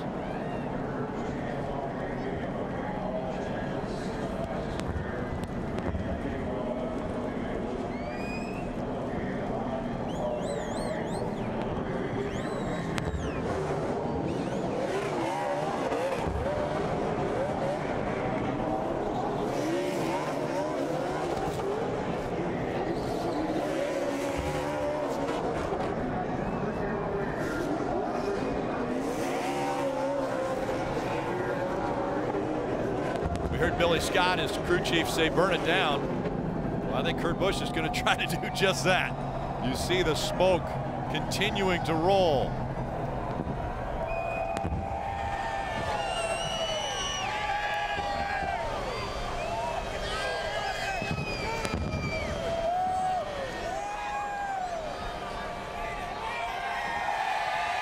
Listen to the crowd roar.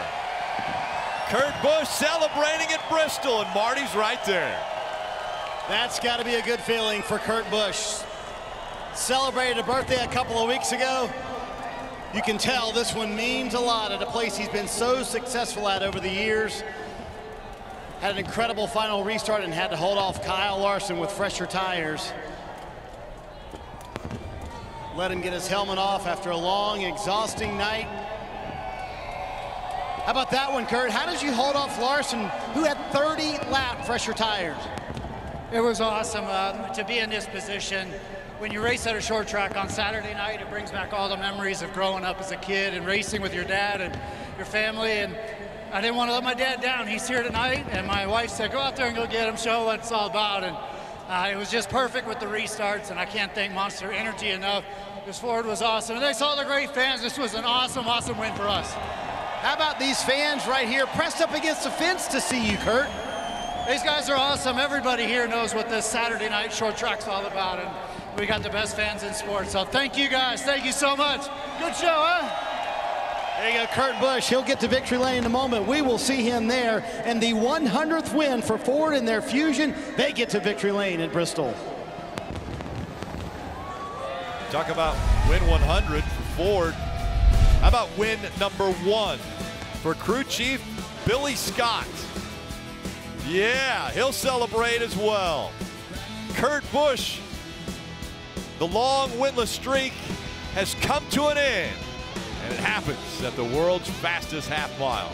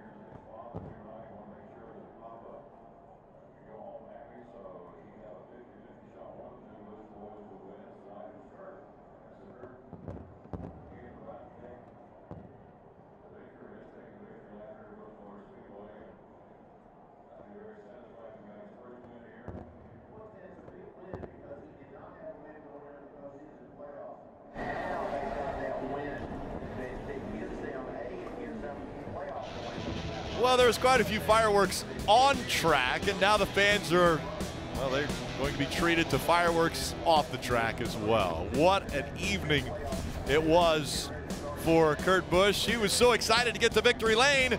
He left the flag on the hood. He left his helmet on top of the car. So the helmet, gloves, and flag, well, Kevin's going to grab those. Hey, Kevin, just hold on to them, buddy. Oh, what a win, though, for Kurt Busch.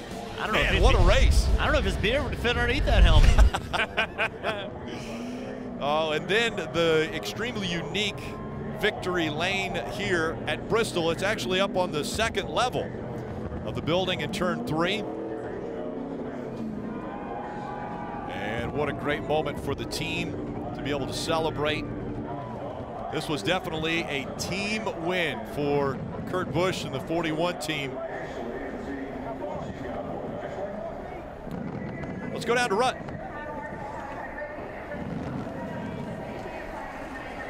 Rick, Kurt Busch is taking a big swig from that can of Monster. Climbing out here in victory lane.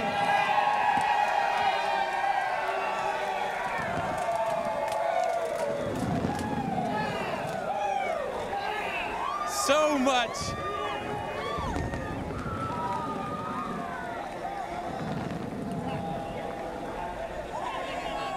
Look at the smile on Kurt's face.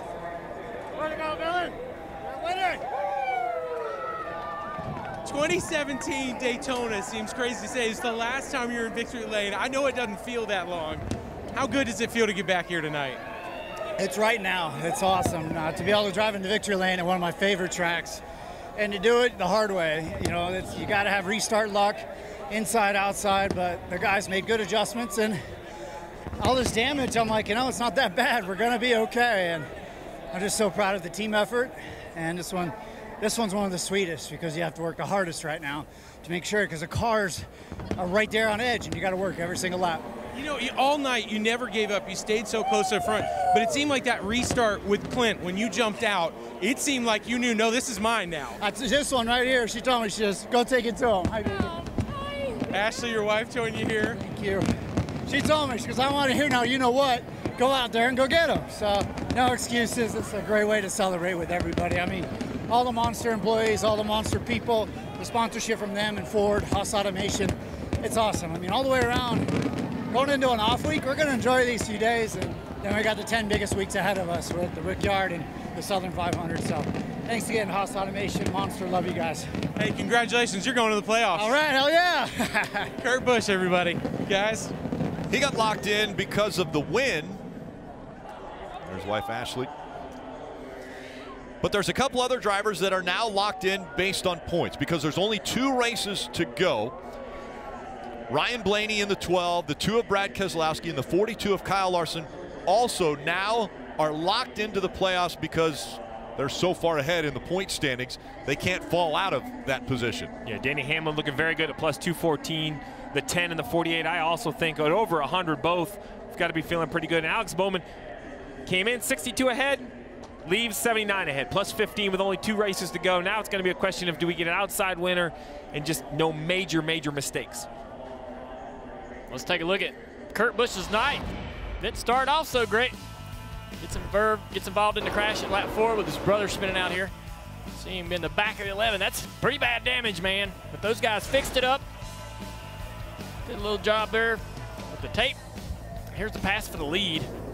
Restart, really. He just got such a great restart. Took advantage of that bottom, clearing Clint Boyer off of turn 2. There's his drive to the checkered, man. Held on those old tires, Jeff. Just incredible.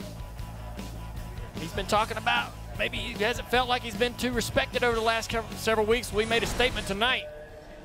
He did. You can see the excitement in his eyes. And to win a race like that on a late race restart, having the bottom really is not where you want to be on a restart, and being able to take advantage of it and get that done, that's just wanting it, man, finding a way to take it. And so again, he will have a 2-week celebration because we'll be off next week before we go to Darlington. The guy who finished second in this race, Kyle Larson, so strong once again, was with Kelly. Kyle Larson will have to settle for another runner-up finish here at Bristol. Kyle, how much more did you think that the fresh tires would have advantage on track position there at the end? I think if I would have had a better car, tires probably would have showed what they're really capable of. Just a really frustrating day. Our DC Solar Chevy was not very good from lap 1 to lap 500 there, but we fought and got a second place finish out of it. So, happy about running second, but just disappointed, because I had a lot of confidence going into this race and thought our car was really good, but we were probably a 12th to 15th place car. I thought just lined up in the right restarts about every time and was able to gain some spots on every restart and then maintain, and then would be terrible there towards the end of the run. So frustrating, but we were able to fight, so that's good for our team to be able to do that. Our pit stops, aside from the first one, were really good, so happy about that, and we'll just continue to fight. Need to get our cars a lot better. Just how challenging was it tonight, given the circumstances with the rain and the changing conditions? Yeah, the track seemed to change a little bit run to run, my car was bad, like I said, so maybe it was my balance that was changing run to run, but it seemed like the top, would be good one run, and then the bottom would kind of be good another run, so I don't know, though. A lot of guys seemed really fast, but had a lot of troubles, 18 to 4, 17 was really good, and they were able to pass cars kind of wherever, but I was falling back wherever I ran. All right, well, he gets a runner-up finish out of a day when he didn't have the race car he had hoped for. Seems like Kyle Busch experienced just about every high and low you could at Bristol in one race. Kyle, how would you describe the night? I don't know if there was any highs. I don't know what you're talking about. Coming back through the field? That's just me and this team, and never giving up and being able to drive up through the field like that. The M&M's Camry was fast, even torn up and beat up and wrecked and everything else. It was fast, and we had a shot to win the race there. Just got to racing with guys 3 wide and couldn't get clear of them. I was boxed in by the 11. The 11 was choking up the top in front of me, and every straightaway I was side by side with them. I just wanted to clear them. If I could ever get clear of them, I could shoot to the bottom and get by the 11, but we were just kind of stuck and mired where we were.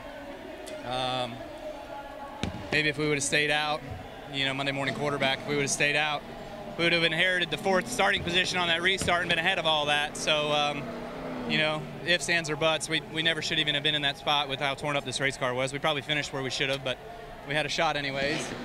And big brother? Well, congratulations to Kurt. That's cool, but he just forgot his helmet on the roof and just chunked his helmet. So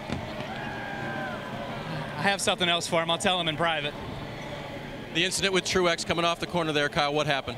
Yeah, totally my fault. Oh, man, I feel terrible about that. Obviously, I just misjudged it by a little bit, 4 inches, 6 inches, whatever, you name it. I got in the gas and was coming up off the corner and was going to slide in behind him. I didn't think I was next to him yet, and I just barely clipped him and sent him for a whale of a ride. So hopefully he's all right and everything's okay there. I hate it that I clipped him. I know he could have had a good shot to win the race, too.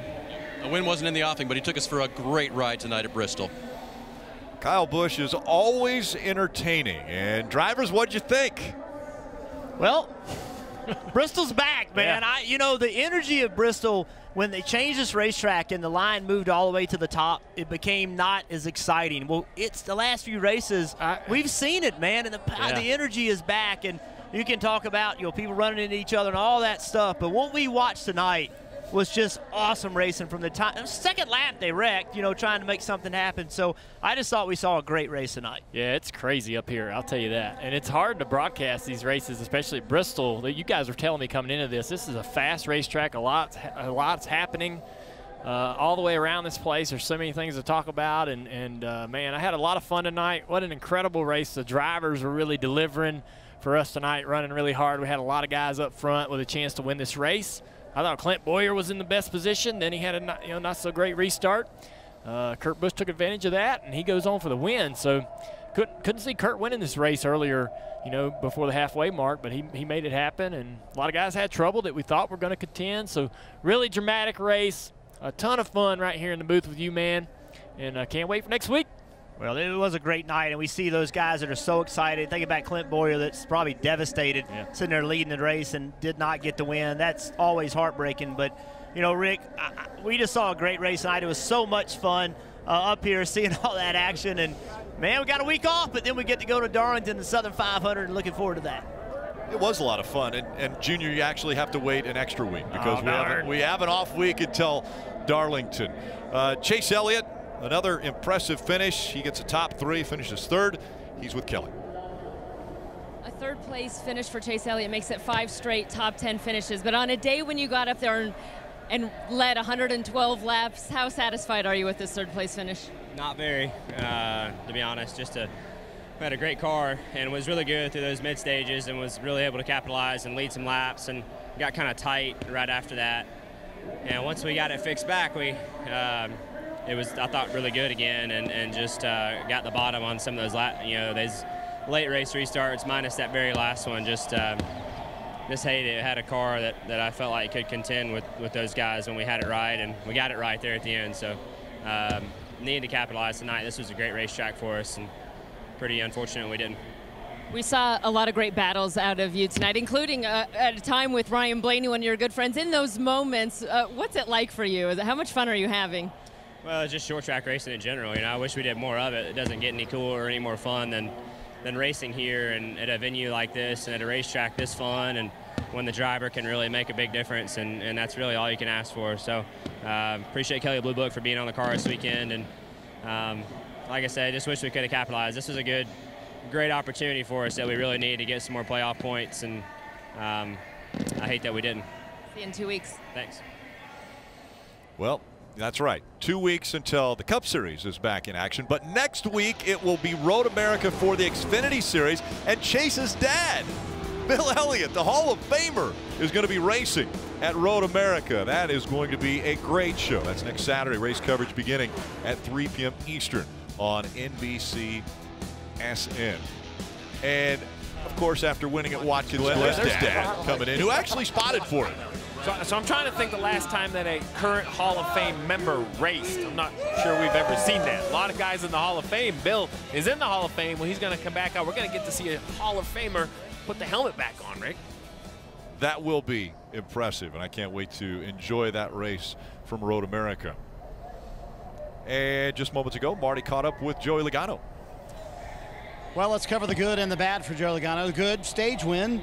Good on short runs. Ready for the bad? Not in the long run. Didn't seem to work too well for you guys tonight, did it? I was hoping you weren't going to break some bad news for me. I knew that. But, yeah, you know, the Chopinzo Ford, it was really, really fast on the short run. Winning speed on the short run and about 20th speed on the long run. So we got a little bit of work to do there because we lose all our track position and we couldn't position ourselves close enough to the front at the end to win. You know, I feel like if we start in the top 4, we can possibly win that race. So overall, you know, proud of the speed gain. You know, we've been fighting hard for top 10s lately, so it felt nice to have speed and lead a bunch of laps and win a stage and finish a top 5 ultimately. That was nice. Just wish we were positioned closer because it's really all about the win. Such a night race here at Bristol. It's so much fun. It's the funnest race that we have all year. Most grueling race all year, but I enjoy the heck out of this place, and you know, nice to have another top 5 at it. So we mentioned all those short runs. How advantageous was it that you had a few restarts there at the end? Well, as long as you start on the outside, it's pretty exciting. You know, if you start on the inside, you know you're going to lose 2 or 3 spots. So you got lucky and started 10th on that last restart, got a few spots, and then was able to pass a couple more before the end of the race. So I was hoping for one more. I was 4th, so I was going to get the outside at one more, but you know, hey, I got to be happy with that. I started on the inside most of them, so it felt nice to get a couple outside restarts at the end. Much needed top 5 for this 22 team tonight. Erik Jones finishes 5th, and Erik, it seemed like at times you had a car maybe could get up to the lead, but it was a long run car. What did you need on the short run? Yeah, I don't know. We were a little bit tight on the short run, which is good in the long run. You know, about 80, 60 laps in, we were pretty good, but you know, just didn't have enough. Felt like we were having to hustle really hard all night, and harder than you really should to be good here. But you know, Sport Clip Scaramouche was all right. I mean, we got up there and contended for a bit. Had restarted second. That's all you can ask for, having a shot. So just didn't have enough. You know, we were out carred a little bit, but you know, this is a good day for us. I mean, Bristol's a good spot for us, and happy to run in the top 5. But you know, obviously want to go up and contend for a win. There was a lot of contact out there. Did it seem like a crazy night? Was the racing just crazy? Well, it was just on edge. I mean, I'm wore out. It was a lot of hustling. You know, everybody seemed to be kind of wide open the whole time, which makes for some contact and makes for some exciting racing. So it was rough at times. I mean, I roughed it up a few times. Our car's got some scars on it. So, yeah, but it's fun. You know, it's Bristol, it's short track, and that's what you're supposed to do at the end of the day. Another solid top 5 for Erik Jones since that win at Daytona. Yeah, Parker, an incredible race. I mean, I think one of the amazing things is we saw 21 lead changes tonight, and there were 3 drivers that led over 100 laps each. So there was never a dominant performance, but at any given time, that lead could have changed and was in jeopardy. Well, the lead was in jeopardy, and just names inside the top 10, inside the top 15, guys that needed good runs. I'm not even sure where to start. We see RCR right. both just outside the top 10 with Austin Dillon, Ryan Newman. Alex Bowman had to pit under green, recovered for a top 10 finish. Jimmie Johnson worked his way back into the top 10. So many players. Chris Buescher had such a great run going and ended up with that, I call it damage, a flat right front tire late.